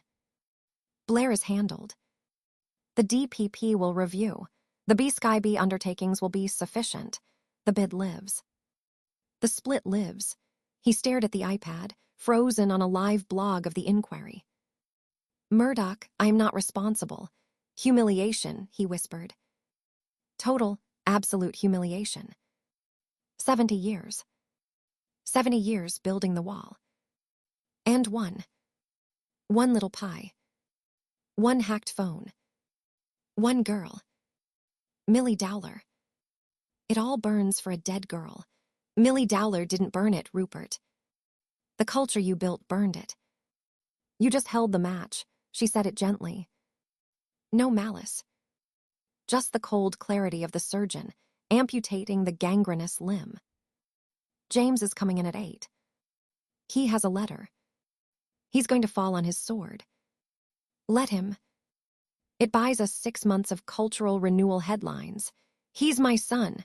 The words were a plea. He's your successor. Was. He chose principles over power. A luxury we cannot afford. She reached out, covered his trembling hand with her own. Her fingers were cool, strong. Lachlan is coming. Tonight. I've cleared the path. He'll take the chairmanship of the new Fox. He'll take the operational reins. He's malleable. He needs you. He needs us. Lachlan, Rupert repeated, testing the shape. He ran away. To Australia. To the surf. He hated the grind. He hated you. He hated the shadow. Now the shadow is shrinking. He can step into the light without burning. She leaned closer, her voice dropping to the register of deep intimacy, the language they spoke when the lawyers and the children and the fixers were gone. You're tired, my love. You're so tired. Let me carry the map for a while. Let me steer the ship through the strait. You just be the figurehead. The logo. The myth. That's what you're best at. The myth doesn't cough. The myth doesn't forget names. The myth doesn't bleed. He looked at her then. Really looked. The blue eyes, watery but piercing, scanning the architecture of her face. Searching for the woman he met in a typhoon in Hong Kong, the one who spoke bandwidth and Cantonese like a native, the one who wrote a prenup that was a masterpiece of asymmetric warfare. You're cold, he said. Not an accusation. A diagnosis.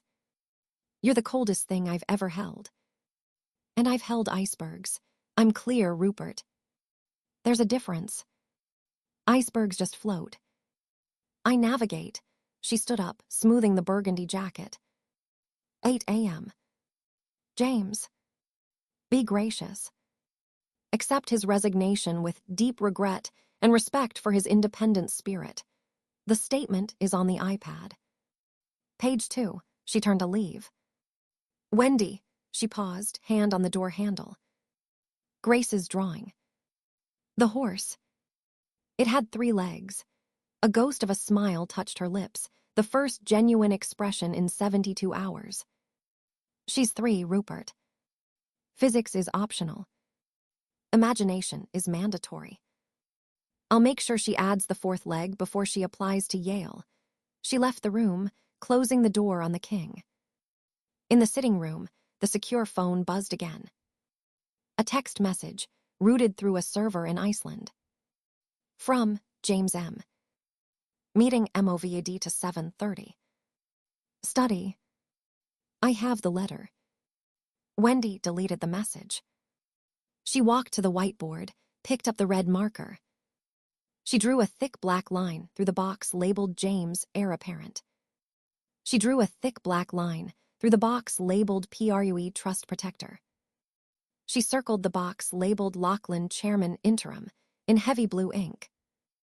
And in the center, where the lines converged, where the arrows from London, Beijing, New York, and Carmel all met, she wrote one word in capital letters so large they bled off the edge of the board. Regent. She capped the pen. The saucepan of bird's nest soup arrived on a silver trolley, steam curling fragrant and golden. She didn't eat. She picked up the secure phone, dialed the number for the private aviation terminal at Farnborough. Bring the Gulfstream around. Wheels up in 40 minutes. Destination, Cairo. Then Nairobi. Then Singapore. I have a yacht to catch. She straightened her collar. She checked her reflection in the dark window one last time. No shadows under the eyes. No tremor in the jaw. The dragon lady. The architect. The only node, connecting the godfather and the fixer. She was the map. She was the territory. And she was just getting started. Chapter 8, The Cold Bed.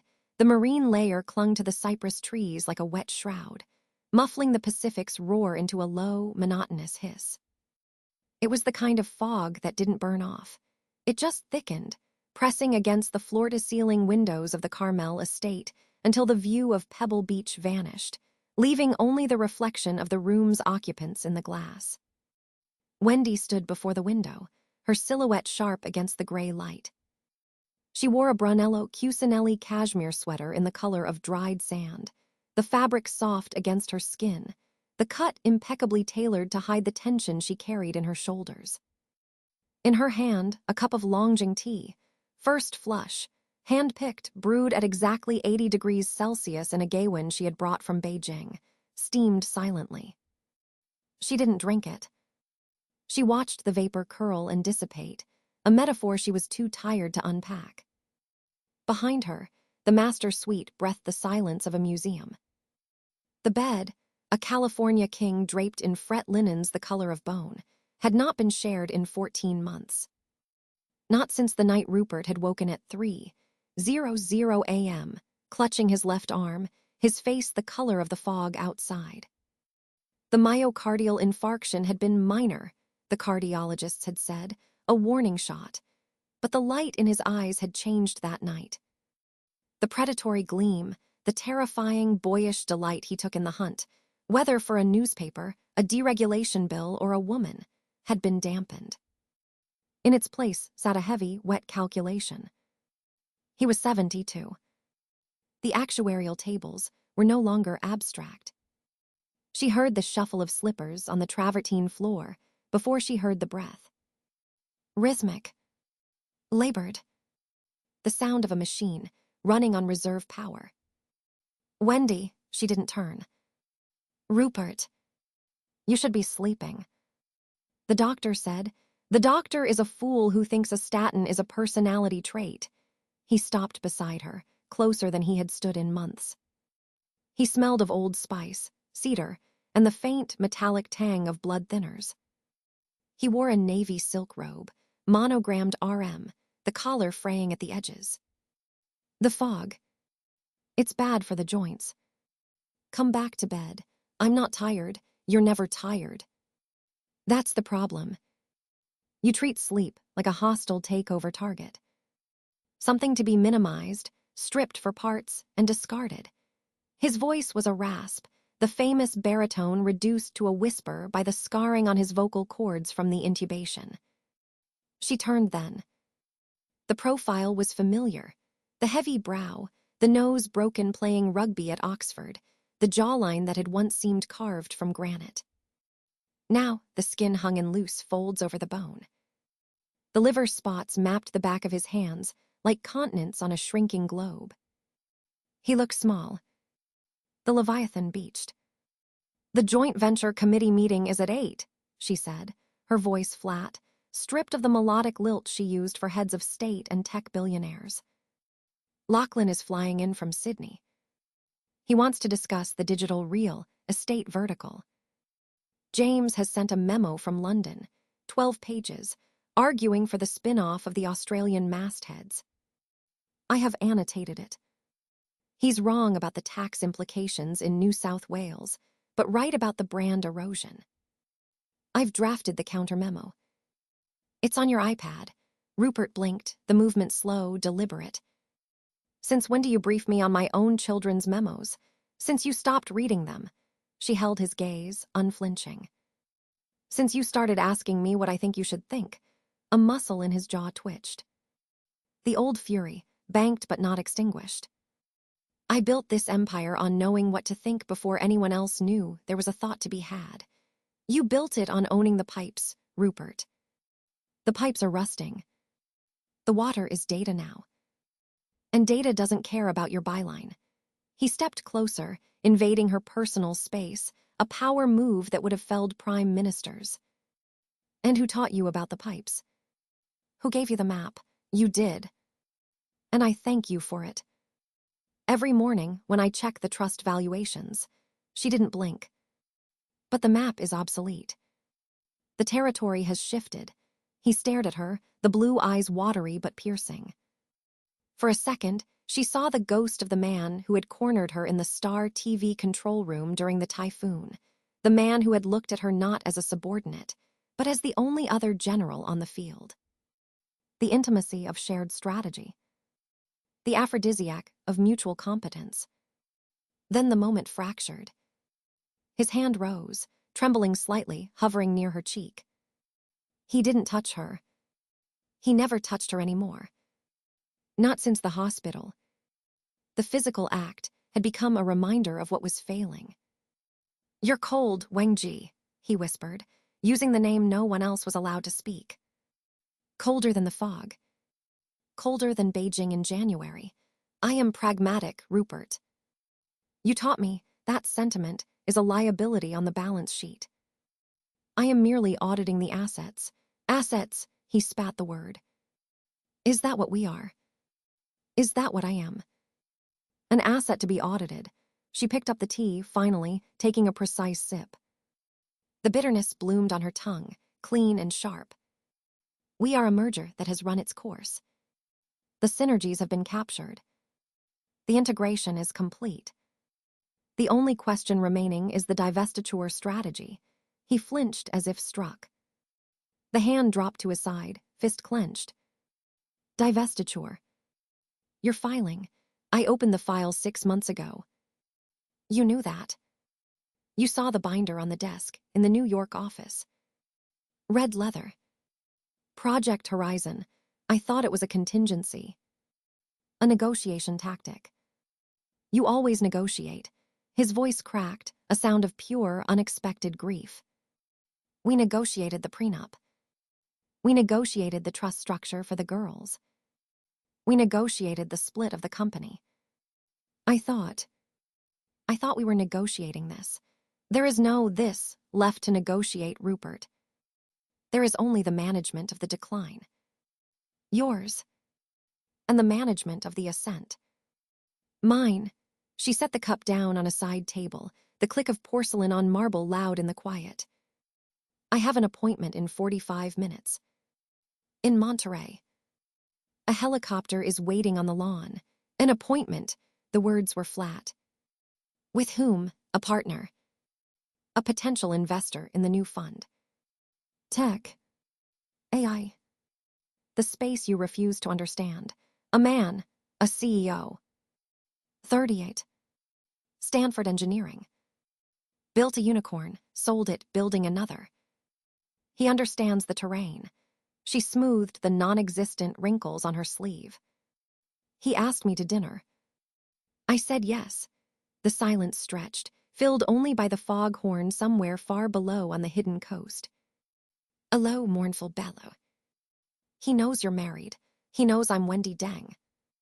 He knows I control the voting trusts for Grace and Chloe. He knows I have the ear of the Politburo, standing committee, and the phone number of the Prime Minister of the UK. My marital status is a footnote in his due diligence. And mine, Rupert asked, his voice suddenly very quiet.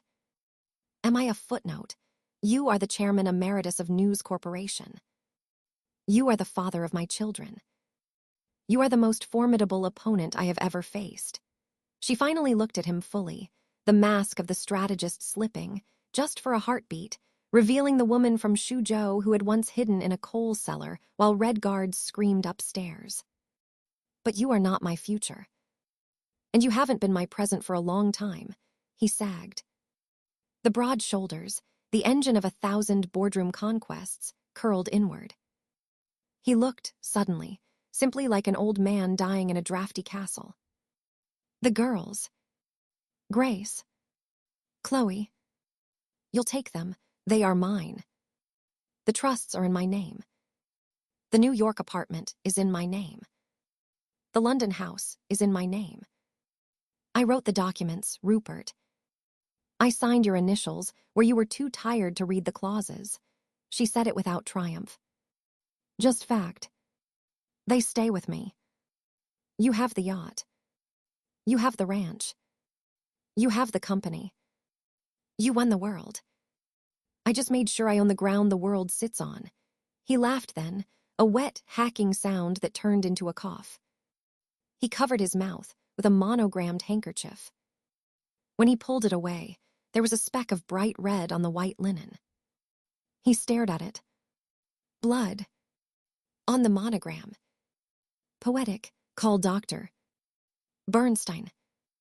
Now, the command snapped out of her, the CEO voice. She moved toward the bedside table for the secure phone. Sit down, Wendi. He didn't look at the phone. He looked at her. Please. Just. Sit. For 5 minutes. Don't calculate. Don't strategize. Don't think about the Politburo or the unicorn CEO. Just. Be my wife. For the last time, the request hung in the air, heavier than the fog. It was a trap, she knew. A final lever. If she sat, she conceded the emotional territory.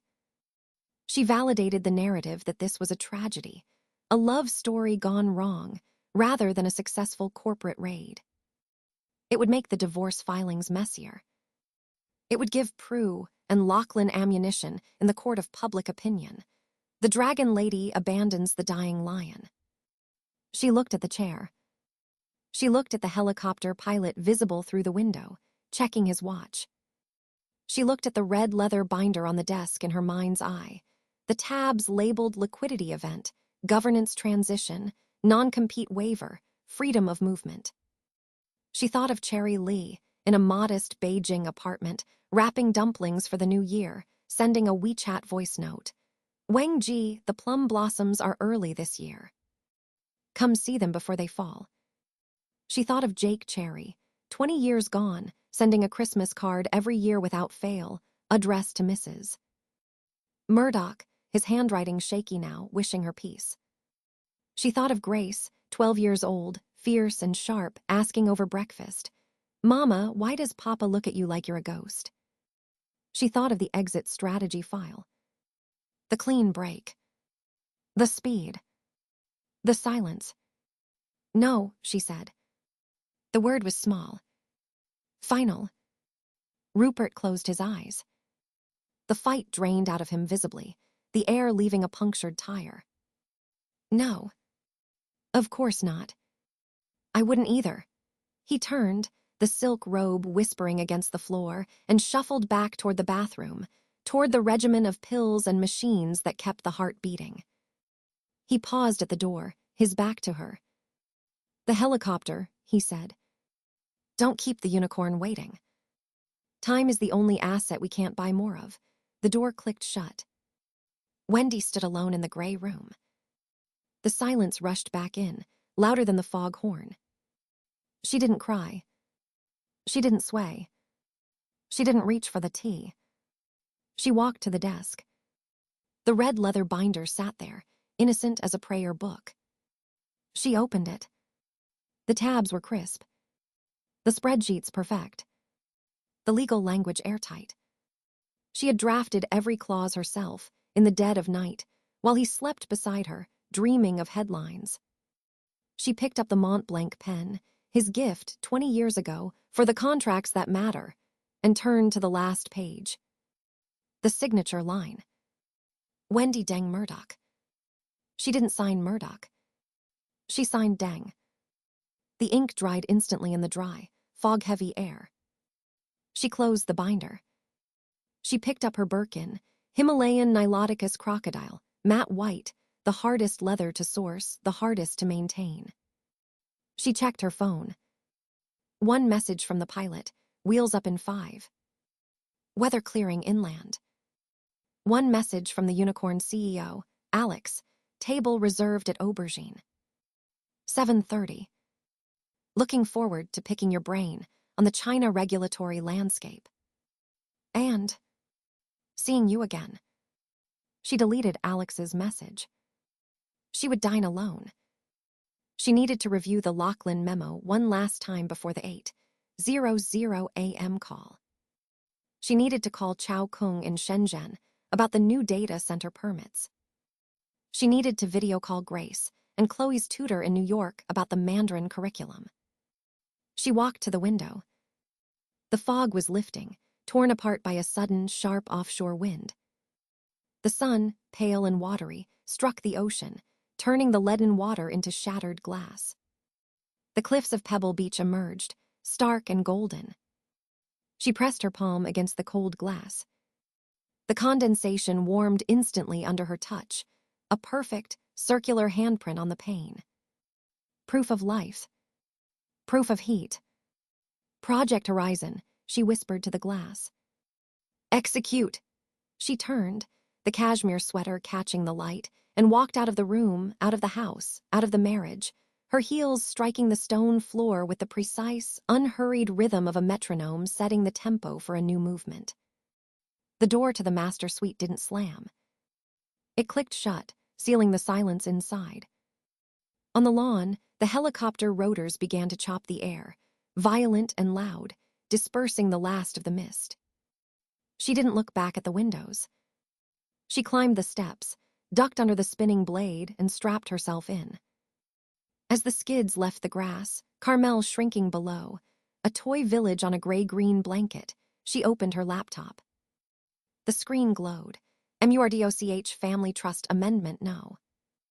14 Voting Rights Trigger, age 30. She began to type. Delete Section 4B. Insert.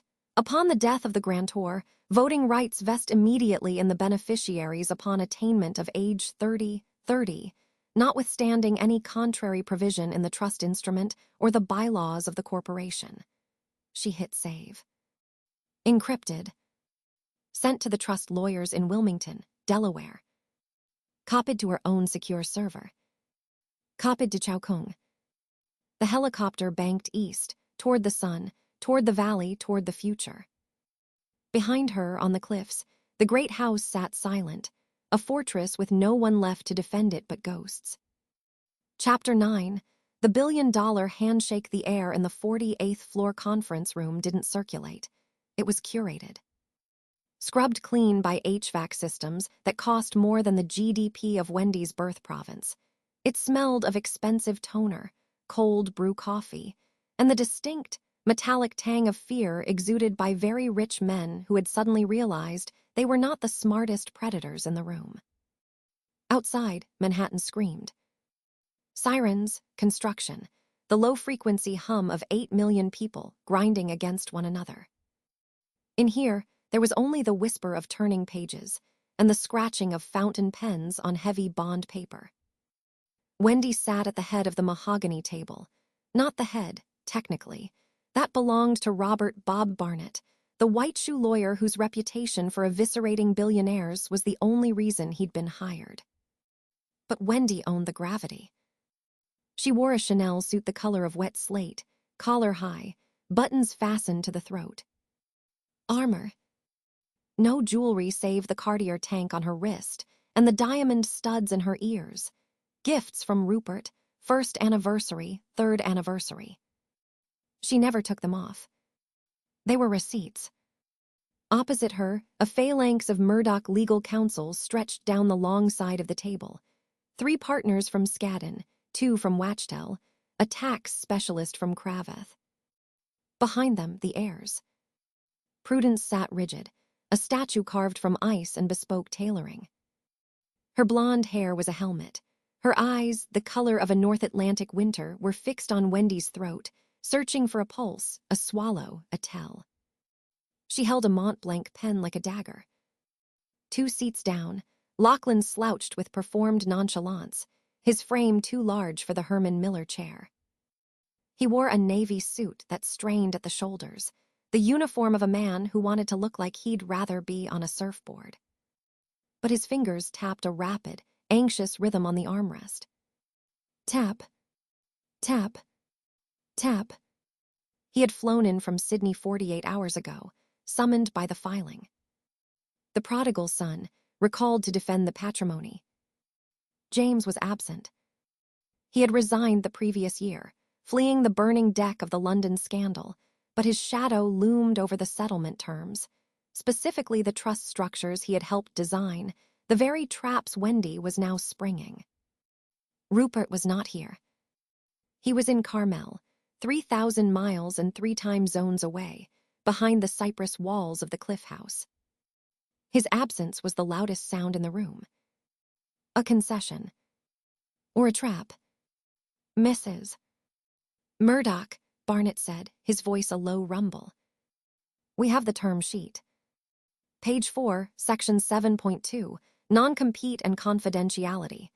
Wendi didn't look at the document. She looked at Prue. It's standard, Prue said. Her voice cut the air, sharp and precise. 4 years. Global. Media, telecommunications, digital platforms, data analytics. You walk away with the liquidity. You do not walk away with the playbook. You do not call the Chinese ministers, whose numbers are in your phone. You do not advise the tech CEOs you entertained on the Morin. You become a private citizen. The word private hung in the air, obscene in its impossibility. Lachlan leaned forward, the tapping stopping. Mum's right, Wendi. It's protection for the trust. For the share price. You know how this works. You wrote half the bylaws. I wrote the bylaws, Wendi thought. That's why I know where the trapdoors are.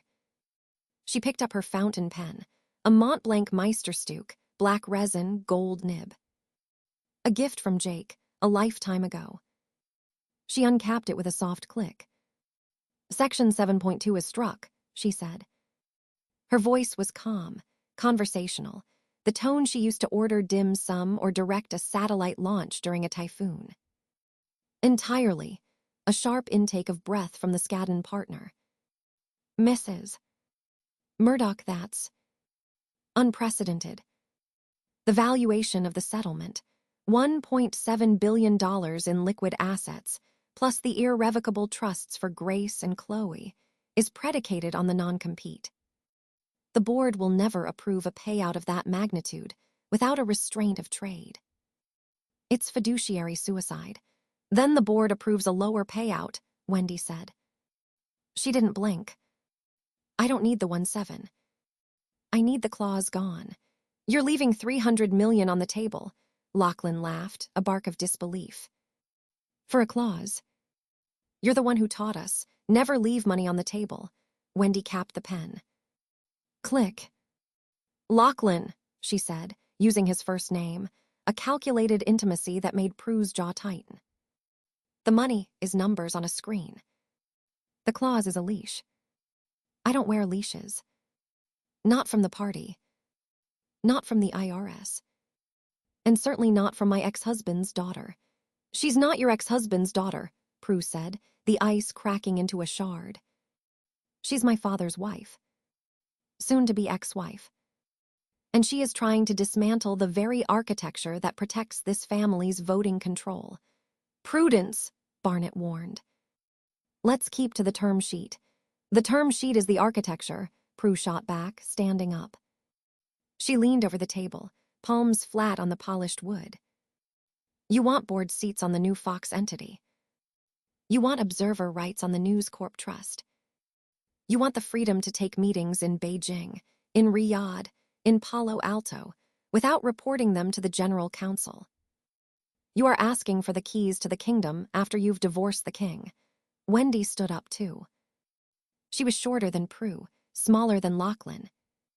But she stood as if the room belonged to her, which, effectively, it did. She had chosen the art on these walls. She had hired the assistants who brought the coffee. She had memorized the psych profiles of every lawyer sitting at this table. I am not asking for the keys, Prue, Wendi said softly. I am telling you I already copied them. Years ago. The non-compete doesn't stop me from knowing the codes. It only stops me from using them legally. If you keep it, I become a ghost. A shadow shareholder with a grudge and a Rolodex that terrifies you. If you strike it, I become a partner. A known quantity. I sit on the boards. I disclose my conflicts. I bring you the next Tencent, the next ByteDance, the next AI breakthrough before it hits the term sheets. You get the deal flow. I get the sovereignty. Sovereignty, Lachlan muttered. You sound like a Bond villain. I sound like a shareholder who knows the value of the asset, Wendi corrected. The asset is not the newspapers, Lachlan. It's not the studios. The asset is access. And access expires the moment a lawyer tells me I can't take a phone call. She turned to Barnett. Bob. Strike 7.2. Strike the NDA on geopolitical strategy. Add a mutual non-disparagement clause that expires the day the last trust vests. And tell the board that if they don't sign by 5 p.m. Friday, I file the motion to compel discovery on the phone hacking settlement negotiations. All of them. The ones the Leveson inquiry didn't see. The ones James knows about. The ones you know about, Bob. The threat landed with the physical weight of a body hitting pavement. The temperature in the room dropped 10 degrees. Barnett looked at her, his expression unreadable behind decades of courtroom poker face. Then, slowly, he picked up his red pen. He drew a thick, violent line through section 7.2. Then another through the NDA rider. Done, he said. Subject to Rupert's sign-off, Wendi sat back down. Get him on the phone. Now, the secure line crackled, the satellite latency adding a ghostly delay to the connection. The Carmel study was dim, lit only by the afternoon sun slanting through the leaded glass, catching dust motes dancing over the leather chairs. Rupert sat in his wingback, the one with the worn leather arms. He looked small in it. The shoulders of his suit jacket hung loose. The skin on his hands was paper-thin, mapped with blue veins, the knuckles swollen.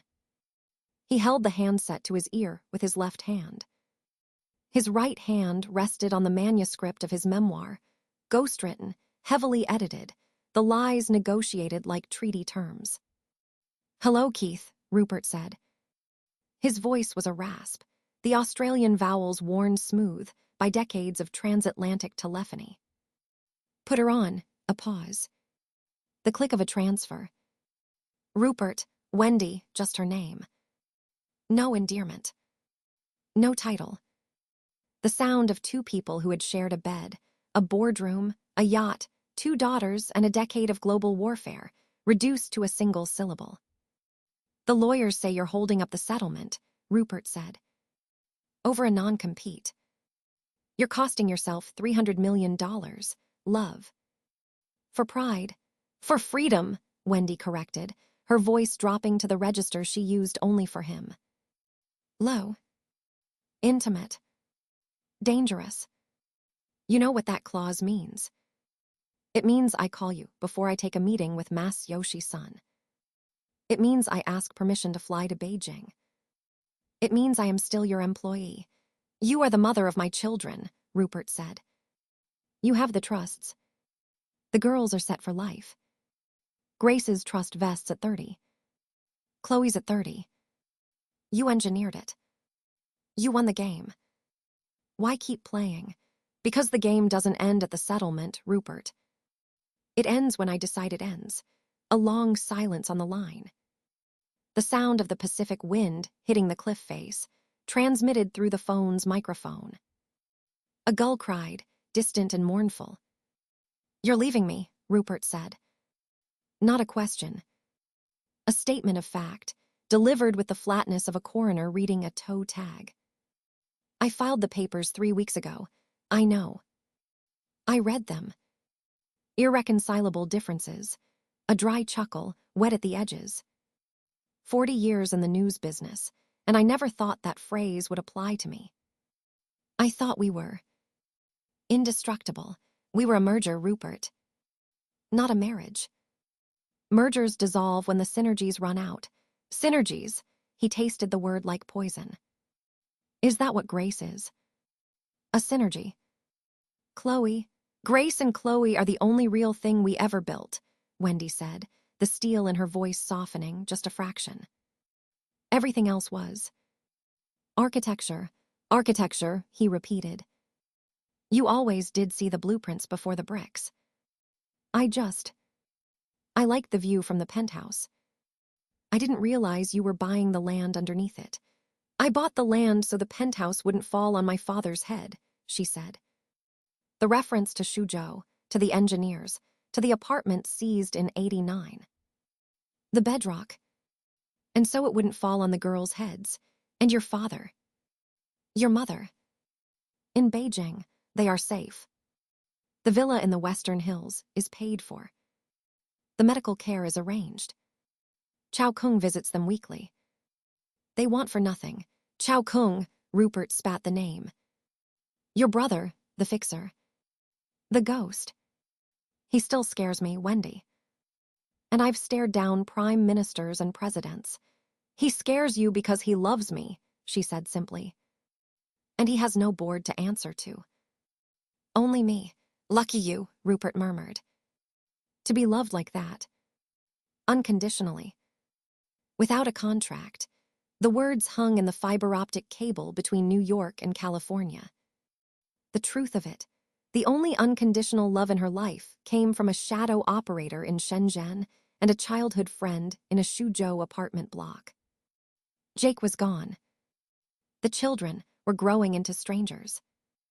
Rupert was. Rupert. Sign the paper, Rupert, she said. Strike the clause. Keep the 300 million. Buy another yacht. Buy a vineyard in Tuscany. Write the memoir. Be the legend. Just. Let me go. I can't stop you, he said. I never could.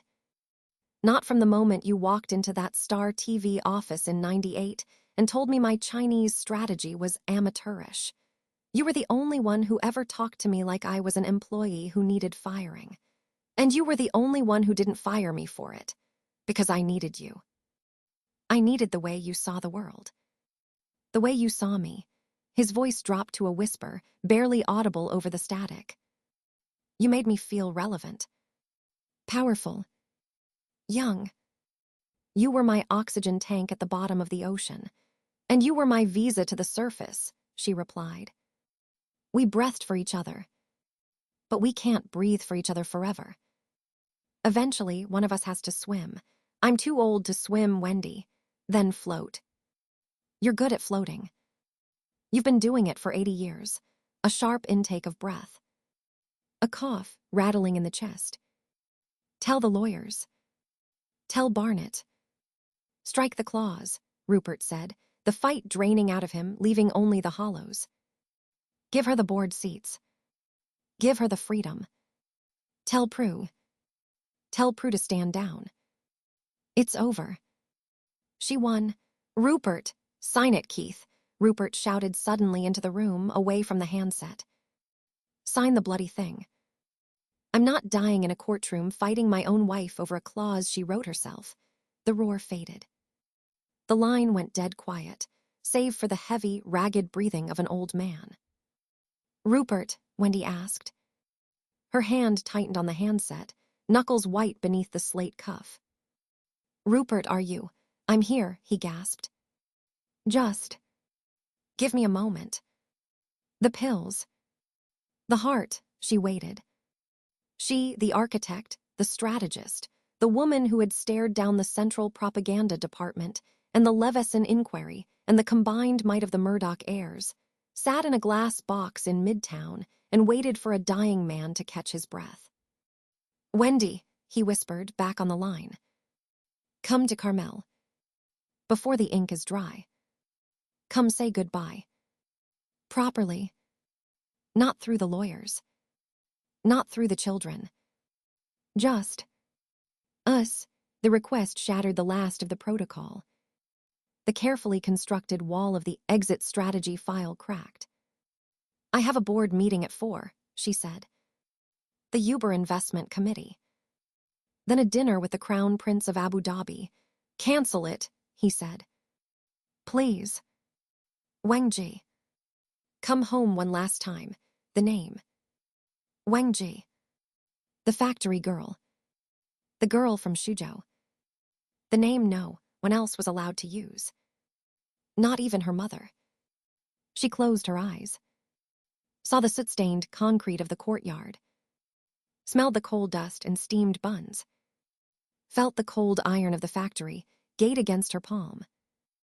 3 hours, she said. I'll take the helicopter from East 34th. I'll be there for dinner. Good, he breathed. Good. I'll have Cook make the steamed fish. Ginger and scallion. The way you like it, with the black bean sauce, always with the black bean sauce. Okay, she whispered. Okay. I'm coming. Wendi, yes. I didn't sign the prenup to protect my money, he said, the confession sudden raw. I signed it because you made me feel like I finally had a partner who wouldn't blink when the lights went out. Thank you. For not blinking, the line went dead. The dial tone hummed, a flat electronic monotone.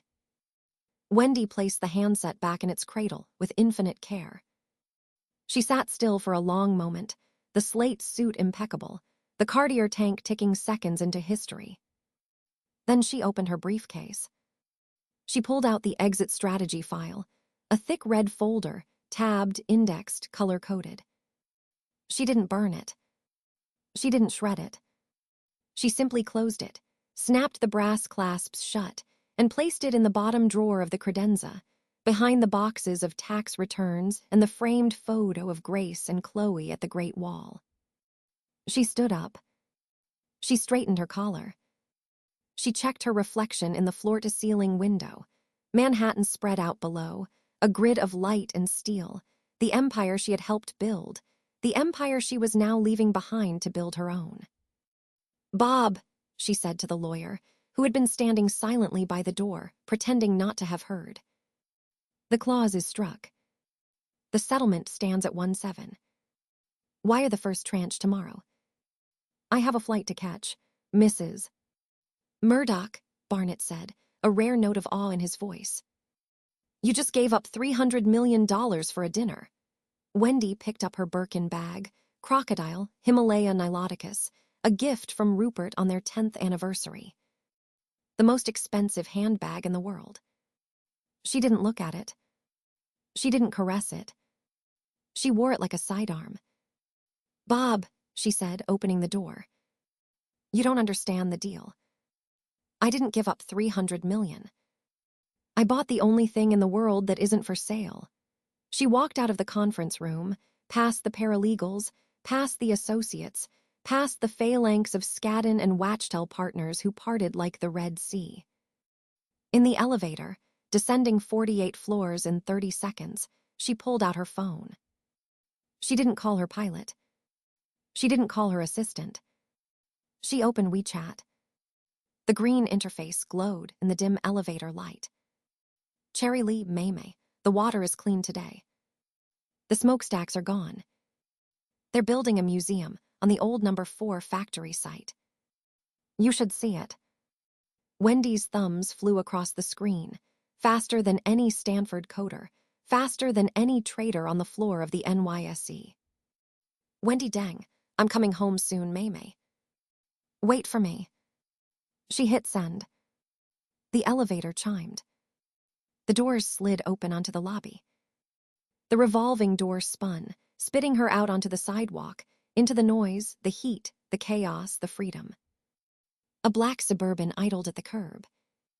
The door opened. She got in. Chapter 10.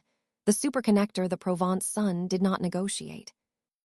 It simply bleached the limestone walls of the Bastide to a blinding white, flattened the shadows of the cypress trees into sharp geometric cuts across the gravel drive, and heated the chlorine of the infinity pool until it smelled of expensive sunscreen and old money. Wendi stood at the floor-to-ceiling window of the master suite, a cup of pu'er tea, fermented, earthy, the only thing in this house that tasted like her, cradled in her hands. She was wearing a silk caftan the color of storm clouds, loose enough to hide the discipline of the waist, structured enough to signal the architecture beneath.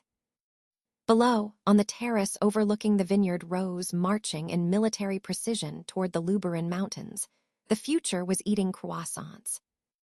To the left, a cluster of Stanford hoodies, founders of a generative AI startup valued at $4 billion pre-revenue, were arguing about token context windows with a mannered British accent that belonged to a junior minister from the Department for Business and Trade.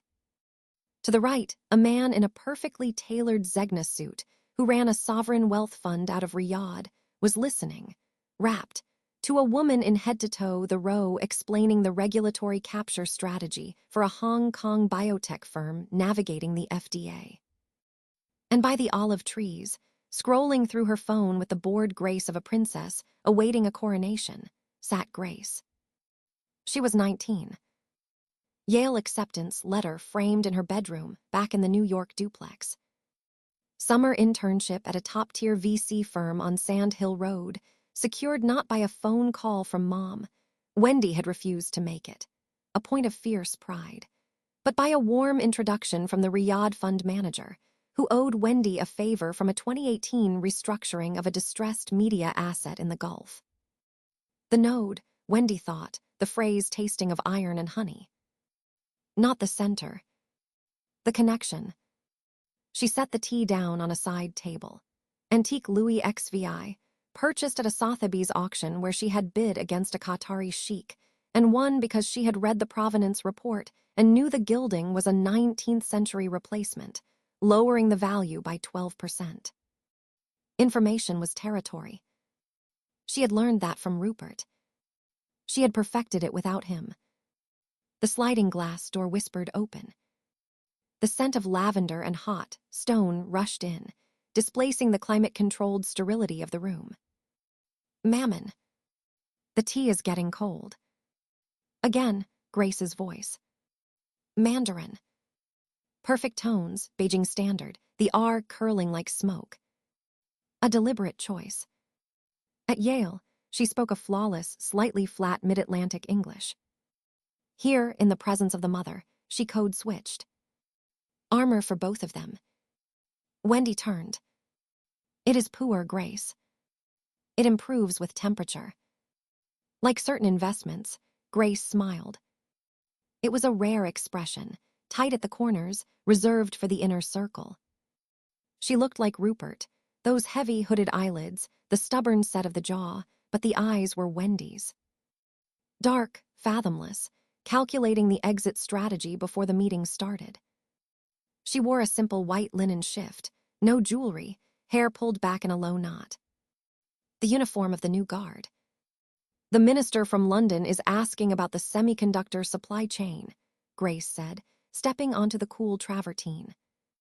He thinks you can move TSMC capacity to Arizona with a phone call. I can move capital to Arizona, Wendi corrected, her voice low, the rasp of the Suzhou factory smoke still hiding in the vowels when she was tired. TSMC moves itself. My job is to make the politics look like economics.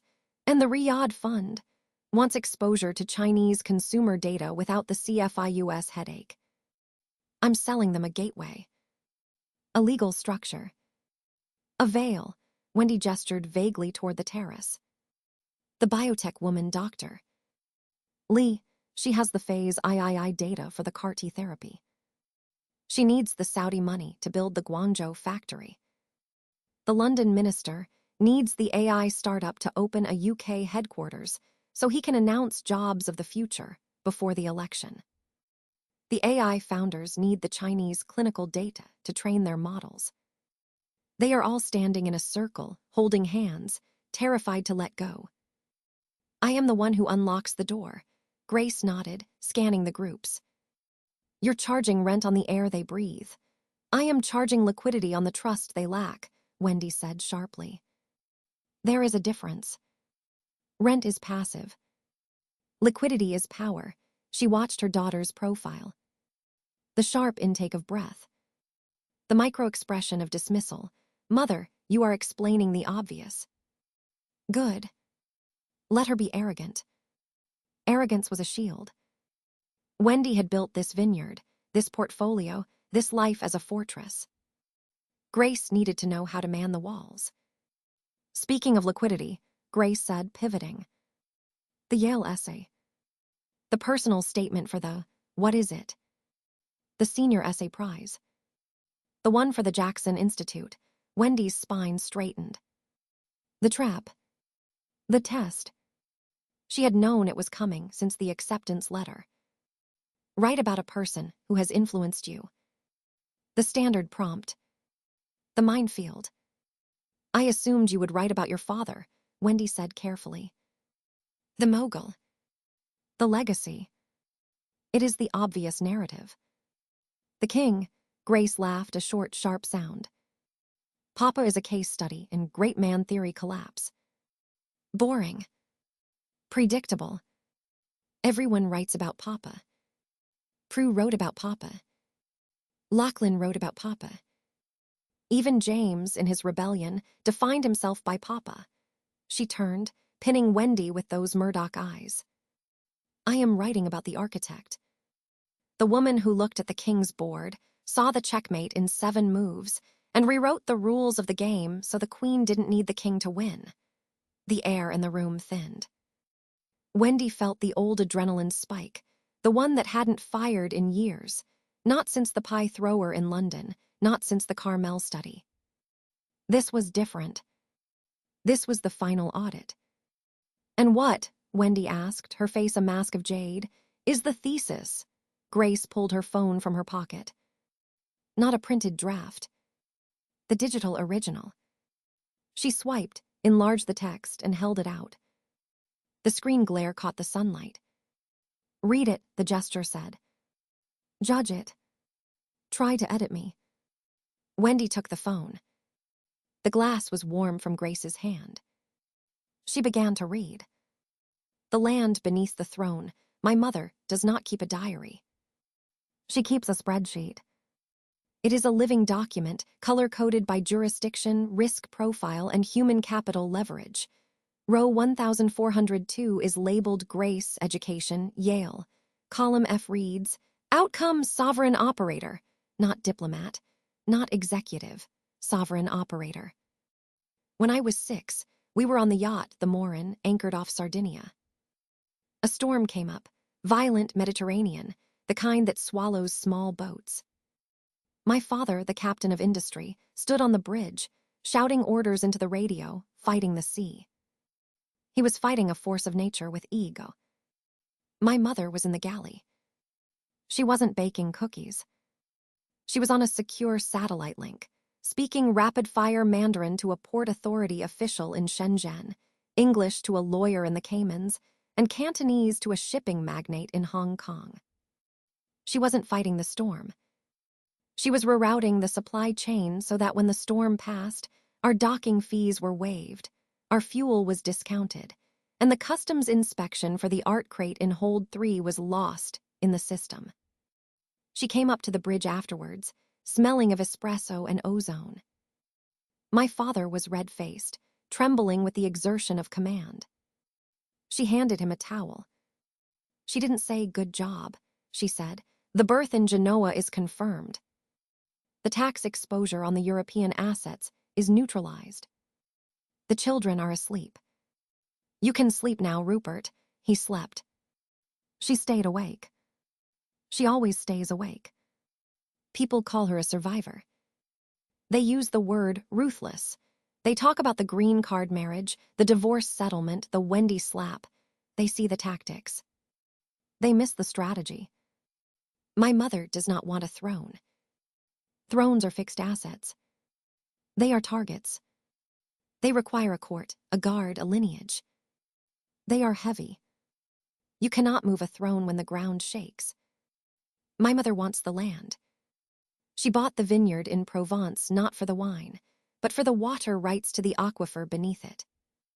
She invested in the AI startup not for the return, but for the mapping of the regulatory white space in Brussels and Beijing simultaneously. She negotiated the trust structure for my sister and me not to protect us from poverty, but to protect us from control. She made sure our shares vest at 30, not at the discretion of a trustee, not at the pleasure of a patriarch. She wrote the clause in the dark, in a hotel room in Davos, while the world slept. A woman doesn't need a throne to be a queen, she told me once, helping me with calculus homework, her voice devoid of sentiment. She just needs to own the land the throne sits on. Then she can charge rent to the king. Or evict him, that is the lesson. Not resilience. Not ambition. Sovereignty.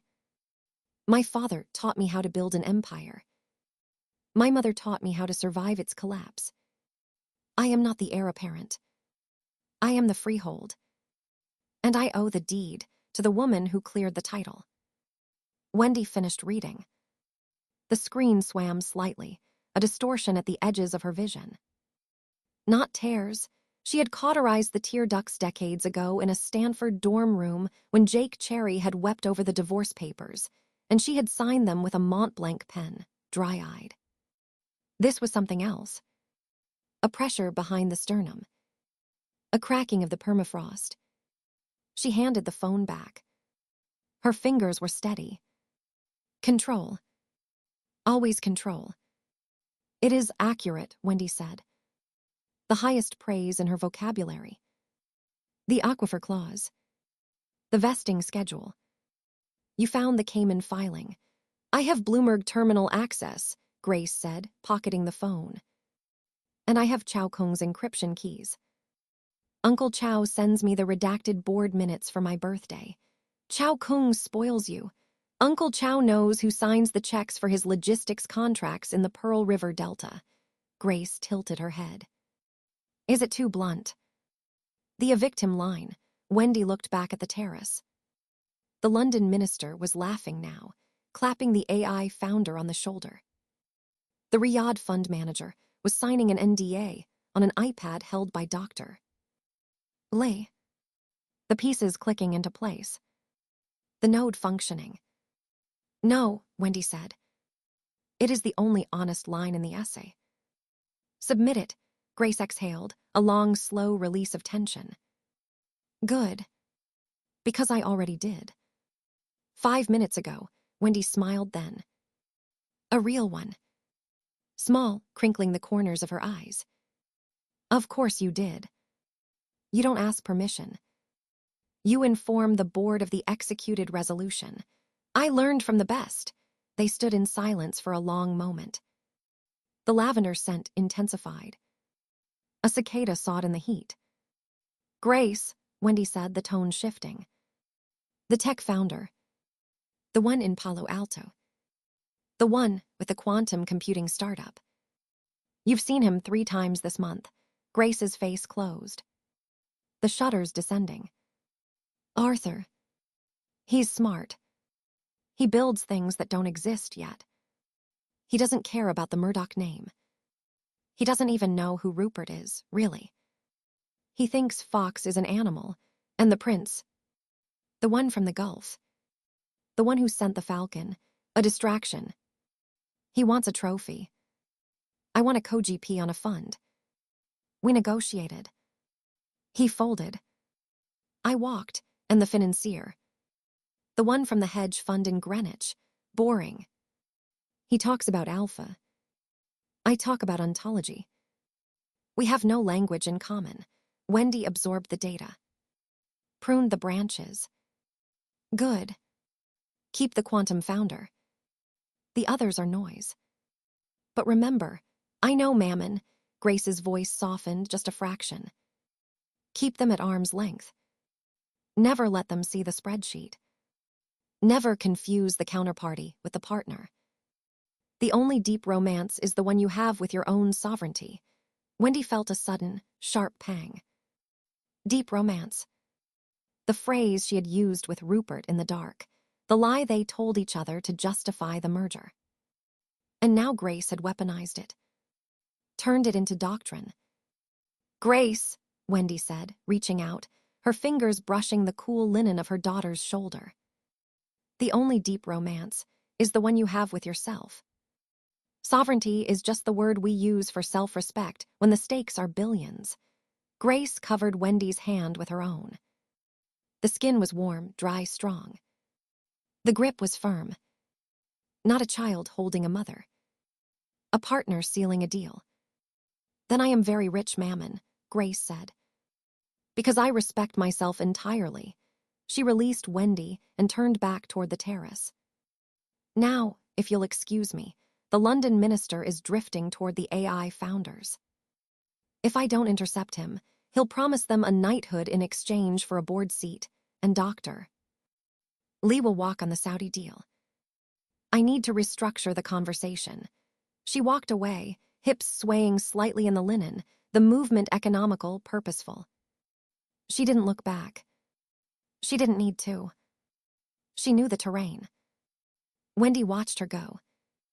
Watched the white shift disappear into the group by the olive trees. Saw the way the British minister straightened his tie as Grace approached. Saw the way the AI founders leaned in. Saw the way Dr. Lee, the biotech CEO, nodded in recognition. Peer-to-peer. Node-to-node. Wendi picked up her cup of pu'er. It was stone cold. Thick, dark, viscous. She drank it in one swallow, the bitterness blooming on her tongue, grounding her. She walked to the window, looking out at the vineyard. The rows of Grenache and Syrah stretched to the horizon, roots digging deep into the limestone, sucking up the ancient water she now owned. The deed was in a shell company in Luxembourg, owned by a trust in Singapore, administered by a law firm in Geneva, beneficiary, Grace Murdoch. Layers. Shells. Armor. Her phone buzzed in the pocket of her kaftan. She pulled it out. Encrypted signal. A single message from a number, saved only as Meimei Shuzhou. Water sample results came back. The well by the old textile factory, no. 3 is clean. First time in 40 years. The museum construction is on schedule. The plaques for the Deng family workers' memorial are cast. Bronze. They spell your father's name correctly. Hung Wei. Not the party name. His real name. Wendi stared at the screen. The Provence sun burned her retinas. The cicadas screamed. The deals on the terrace clicked shut like expensive watches. She typed a reply with one thumb, fast, precise. Good. Transfer the final tranche to the construction account. Tell the curator I will send the oral history tapes next week. My voice. His story. No political rehabilitation. The truth. She hit send. Put the phone away. She turned from the window, straightening the storm cloud kaftan. She had a salon to host. A node to maintain. A sovereign territory to patrol. She walked out the sliding door, onto the hot stone, into the blinding light, and did not squint. Chapter 11. The rain in London didn't fall so much as suspend itself. A fine, greasy mist that clung to the black wool of the mourners and turned the cobblestones of scent. Bride's Fleet Street into slick, reflective obsidian. It was the only weather the city knew how to produce for a funeral of this magnitude. Solemn, gray, and utterly impartial. Wendi stood beneath the portico of the church, the hem of her custom Hermes coat brushing the wet stone, her spine rod straight. She wore no veil. Veils were for women who needed to hide their eyes. Wendi wanted the cameras, and there were hundreds, a forest of long lenses poking through the iron railings, to see the architecture of her grief. The precise, calculated geometry of a woman who had loved a monster and survived him. Beside her, Grace stood like a statue carved from pale marble and cold fire. At 32, she had her father's jawline, that Murdoch lantern jaw that had terrified prime ministers and union leaders alike. But her eyes, those were Wendi's. Dark, fathomless, missing nothing. She didn't cry. She didn't tremble. She scanned the crowd the way a general scans a ridge line, assessing cover, identifying snipers, calculating the windage. On Grace's other side, Chloe, 30, smoked a cigarette she hadn't lit, rolling it between fingers manicured in a shade of nude so expensive it looked like bare skin. Her posture was a studied slouch, the rebellion of the younger sister, but the tension in her shoulders betrayed the same lethal alertness. Behind them, the shuffling, heavy-footed procession of the old guard. Lachlan, broad-shouldered and sun-weathered, looking like a ship's captain who had steered through a hurricane only to find the harbor burned. He walked with the easy, rolling gait of a surfer, but his hand, resting on the polished oak of the coffin, gripped white-knuckled tight. He had won the company, but today he looked like a man who had lost the war for the soul of it. James walked with his head bowed, the intellectual's burden. His glasses were fogged by the mist, or perhaps by something warmer. He carried a single white rose, thorns stripped. He had fled to the wilderness years ago, built his own kingdoms in tech and philanthropy, but the gravity of the 48th floor was a black hole. No escape velocity was ever quite enough. And Prudence MacLeod, the Ice Queen, the firstborn. She walked alone, separated from the cluster of brothers and half-sisters by an invisible moat of pure, distilled resentment. She wore a coat by a London tailor, so exclusive it didn't have a name, her silver hair pinned in a chignon that hadn't moved since 1988. Her face was a mask of porcelain fury. She had been the heir apparent for 40 years. She had sat on the boards, memorized the bylaws, eaten the bitter dinners with the politicians her father owned. And in the end, a woman from Shuzhou, a factory girl, had rewritten the code of the universe while Prue was busy polishing the silver. The service was high Anglican, thick with incense and the drone of the organ, the language of empire. "The Lord is my shepherd, I shall not want." Rupert would have hated the submissiveness of it. He wanted to be the Lord. He wanted to own the pasture. Wendy's mind didn't rest on the Psalms. It ran the numbers. Assets, family trust voting shares. Liabilities, the gerontocracy clauses. Trigger event, death of settlor. Condition, beneficiaries reaching age 30. The trust deed, that labyrinthine document drafted in the dark woods of Bermuda law and Jersey trusts, had been Rupert's masterpiece of control. A dead hand designed to rule from the grave. The voting rights of the children's shares were held in suspension, managed by a cadre of independent directors. The gerontocracy, Wendi called them, until the last child turned 30. A mechanism to prevent exactly what Wendi had spent 20 years engineering, a fracture of the block. But Wendi had read the fine print in the typhoon of '98. She had read it in the fluorescent glow of the Star TV uplink truck, while Rupert slept off jet lag.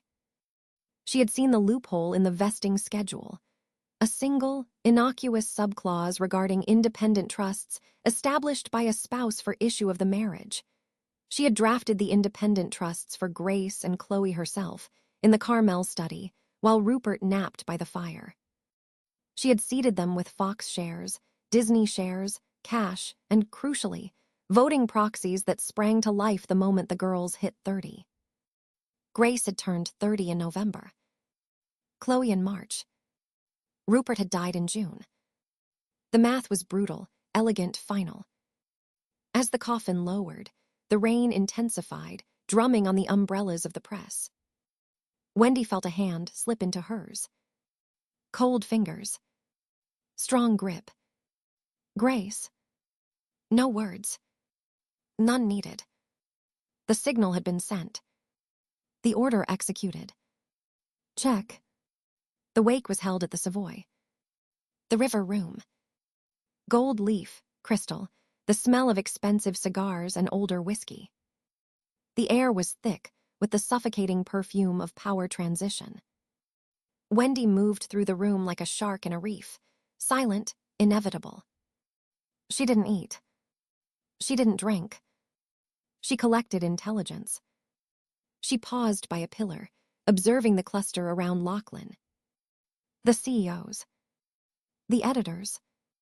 The political fixers. They were kissing the new ring. Lachlan was smiling, that easy, lazy grin shaking hands, promising stability. Business as usual. The ship sails on. He thinks he's won, a voice murmured at her elbow. Dry. Amused. Wendi didn't turn. She knew the scent. Sandalwood, old paper, and the faint, metallic tang of adrenaline. Tony Blair. He has the chair, Wendi said, her voice pitched for his ear only. He has the building. He has the logo. And you have the votes, Blair replied. He wore a dark suit, perfectly cut, looking younger than his years, the former prime minister, the Middle East envoy, the godfather to Grace. The only man in the world who played the game at her level. The trust meeting is at 3. The independent directors think they're managing a transition. They don't realize they're managing a liquidation. The directors serve at the pleasure of the beneficiaries, Wendi said. And the beneficiaries just grew up, Blair chuckled, a low, rasping sound. Magnificent. Utterly ruthless. You structured the daughters' trusts to vest voting control immediately upon majority, bypassing the last child clause entirely. You used the spousal settlement exemption to carve a hole in the hull of the Titanic. Rupert would have been proud. Terrified. But proud. He taught me that the fine print is the only truth, Wendi said. The rest is just headlines. And the headlines today, Blair gestured with his chin toward the press pen behind the velvet ropes. Murdoch dynasty in transition. Lachlan takes the helm. They have no idea the helm has been disconnected from the rudder. Let them write the fairy tale, Wendi said. It keeps the stock price stable for the liquidity event. Blair leaned closer, his voice dropping to a whisper. And the other one. Prue, Wendy's eyes cut across the room. Prue stood by the fireplace, surrounded by lawyers in pinstripes. She wasn't crying. She was reading a document on an iPad, her fingers scrolling with violent precision. She knew. Of course she knew. She had armies of trusts and estate's lawyers dissecting the deed the moment the heart monitor flatlined. Prue will litigate, Wendi said. She'll claim undue influence. Lack of capacity. Fraud. She'll drag it through Delaware, Jersey, the Caymans. She'll burn 10, 20 million in fees. She'll try to paint me as the dragon lady who bewitched the emperor. Will it work? Wendi finally turned to look at Blair. Her face was impassive, but her eyes held a winter that had nothing to do with the London rain. I have the signed minutes from the 2013 board meeting. Rupert's handwriting in the margin. Wendi understands the structure better than the lawyers. Execute per her memo. I have the video of the signing ceremony. I have the medical records showing he was compos mentis until the final stroke. And I have the one thing Prue doesn't, which is Grace and Chloe, Wendi said. They don't want to sue their father's legacy into dust. They want to run it. And they hold the controlling block. Prue is fighting for a crown that no longer exists. My daughters are building the next one. Blair exhaled slowly, watching the smoke curl from an unseen cigar. You didn't just marry the king, Wendi. You checkmated the board. And now, you own the game. The phrase hung in the air between them, the logline of a life. I should go, Wendi said. The car is waiting. The jet leaves for Beijing in 2 hours. Beijing, Blair mused. The new capital, the only capital that matters, she corrected. Come visit. The vineyard in Provence is ready. The wine is. Drinkable. I'll bring the geopolitics, Blair promised. You bring the reality. Wendi smiled then, a real one, small and sharp, reaching the corners of her eyes. Deal. She extracted her hand from his, adjusted the fall of her coat, and began the walk toward the exit. She passed Lachlan. He started to turn, his mouth opening for a platitude, condolences, mother, family. But she cut him off with a glance. A single, flat look that said, I know the number in your offshore account. I know the covenant on your loan. Don't. He froze. The smile froze. He nodded, a jerk of the chin. Submission recognized. She passed Prue. The Ice Queen didn't move. Didn't speak. Her eyes tracked Wendi with the precision of a targeting laser. Later, Wendi thought. In court. In the press. In the history books. But not today. Today, the Queen Mother leaves the building. She stepped out into the mist, the Black Range Rover waiting at the curb. The door opened before she reached it. Grace was already inside, scrolling through a secure tablet. Chloe sat opposite, the unlit cigarette finally tucked behind her ear. Status, Wendi said, sliding into the leather seat. The door thudded shut, sealing out the noise of Fleet Street. Trust meeting convened at 14:00, Grace said, not looking up. Independent directors presented the standard resolution. Lachlan as chairman, status quo governance. We submitted the counter-resolution at 14:03. Vesting of Class B voting shares to beneficiaries Grace Murdoch and Chloe Murdoch, effective immediately per Schedule 4, Section 7. Vote count, Wendi asked. Prue, Lachlan, James, 3 votes against, Chloe said, a ghost of a smirk touching her lips. Grace, Chloe, 2 votes for. 2 beats 3, Wendi raised an eyebrow. Weighted voting, Grace said, tapping the screen. The independent trusts hold 51% of the aggregate voting power of the children's bloc. The gerontocracy, directors only hold proxies for the suspended shares. Those shares just unsuspended. The proxies evaporated at 14:05. We have the majority. Lachlan is chairman of a shell. We are the board. Did they scream? Wendi asked. Prue threw an iPad, Chloe said. It was very satisfying. Shattered on the Persian rug. Cost about as much as my tuition at Spence.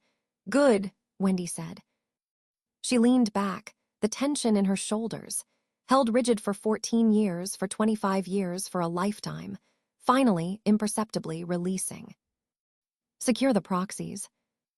Lock down the transfer agents. Notify the banks. By market open Monday, the press release goes out. News Corp announces generational leadership transition. Grace Murdoch and Chloe Murdoch appointed co-chairs of the executive committee. Aggressive, Grace said. The street will panic. Let them panic, Wendi said. Volatility is liquidity. We buy the dip. We take the company private if we have to. Or we spin the assets, real estate, digital, the Australian mastheads, and keep the crown jewels. The wire services. The data. The intelligence. She looked at her daughters. Really looked. The factory girls' grandchildren. The heirs to the only empire that mattered, sovereignty. You did well, Wendi said. Both of you. The essay, Grace. The Yale application. She taught me a woman doesn't need a throne to be a queen. She just needs to own the land the throne sits on. Grace finally looked up, her dark eyes softening just a fraction. It got me in. And it got me the Goldman offer, which I turned down for the family office. Smart, Wendi said. Institutional memory is a liability. Build your own institution. And you, Mother, Chloe asked. What do you build now? Another trust. Another fund. Wendi looked out the window as the car pulled away from the Savoy, merging into the gray pulse of the Strand. The spire of scent. Brides receded, the journalist's church, the ink-stained heart of the old empire. I'm going home, she said. Home is New York, Grace said. Or London. Or Carmel. Or Provence. Home is where the factory was, Wendi said. Suzhou. The silence in the car stretched, heavy with the weight of the unspeakable past. The Cultural Revolution. The struggle sessions. The cold dust in her father's lungs. The hunger. The museum opens next month, Grace said quietly. The Suzhou Museum of Industrial History. The donor's wall has your name in gold leaf. Right next to the party secretaries. Gold leaf peels, Wendi said. The structure remains. I funded the environmental remediation of the old steel mill site. The water table is clean. They're planting trees where the slag heaps were. I bought the apartment block where we lived. Number 4 courtyard. I'm turning it into a scholarship house for girls from the interior. STEM, coding, biotech. They'll learn English. They'll learn capital. They'll learn that vulnerability is a choice. She pulled her phone from her bag. A secure line. Encrypted end-to-end. A number saved under a single initial, M. She dialed. It rang 3 times. A click. Background noise. The clatter of mahjong tiles, the hiss of a pressure cooker, the drone of a daytime drama on a cheap television. Wei. Who is this? A woman's voice. Roughened by coal smoke and time. Unimpressed by caller ID. Wendi closed her eyes. The Mandarin rolled off her tongue, perfect, unaccented, the dialect of the courtyard, the language of the girl who slept on a wooden plank bed under a quilt stuffed with cotton batting. Mame. It's Wengji, a pause. The mahjong stopped. The TV volume dropped. Wengji, the voice cracked. Little Wang. Is that you? The line. The line sounds like you are next door. I'm in a car in London, Wendi said. It's raining. It always rains here when the old men die. Rupert, buried today. The king is dead. And the queen, Wendi smiled. A smile touched her lips, visible to no one but the rain on the glass. There is no queen. There is only the architect. And she is coming home. The water! Cherry Lee's voice trembled, the composure of 50 years of factory discipline breaking. You said the water would be clean. I didn't believe you. The party secretary said it would take 50 years. It took 20, Wendi said.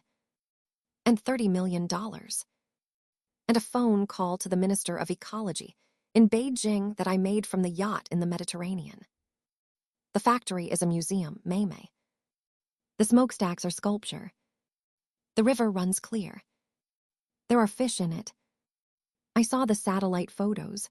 Fish, a wet sound. A sob swallowed fast. Fish in the Chi River. My God. Wengji. You really did it. You bought the sky. I didn't buy the sky, Wendi said, her voice hardening, the steel returning. I cleared the title. That's all. I'll send the car for you. The driver speaks the dialect. Pack a bag. Warm clothes. The autumn in the north bites. I have a shift at the clinic Tuesday. Old Mrs. Zhang needs her insulin. Mrs. Zhang will have a private nurse, Wendi said. Paid for by the Deng Family Foundation. You're retired, Meimei. Effective today. You are the curator of the oral history wing.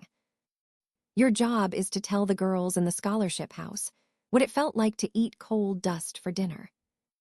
So they never forget. So they stay hungry. Hungry, Cherry repeated, the word tasting strange in the new context. Yes. Hungry. Okay.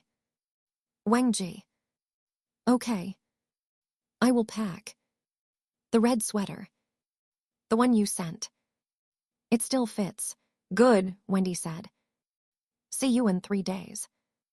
The view from the new tower. You can see the mountains. The air is sweet, she ended the call. The screen went dark, reflecting her face. Pale. Composed. Ancient. Mother, Grace asked softly. Are you all right? Wendi put the phone away. She smoothed the silk of her skirt. She looked at her daughters, her legacy, her fortress, her masterpiece, and for the first time in 40 years, the calculation stopped. The game theory dissolved. The leverage evaporated. She was just a woman in a car, leaving a funeral, driving toward the airport, going home. Yes, Wendi Deng said, watching the gray spires of London vanish into the mist. I think I am. The Range Rover accelerated, merging into the flow of history, heading west toward the sun.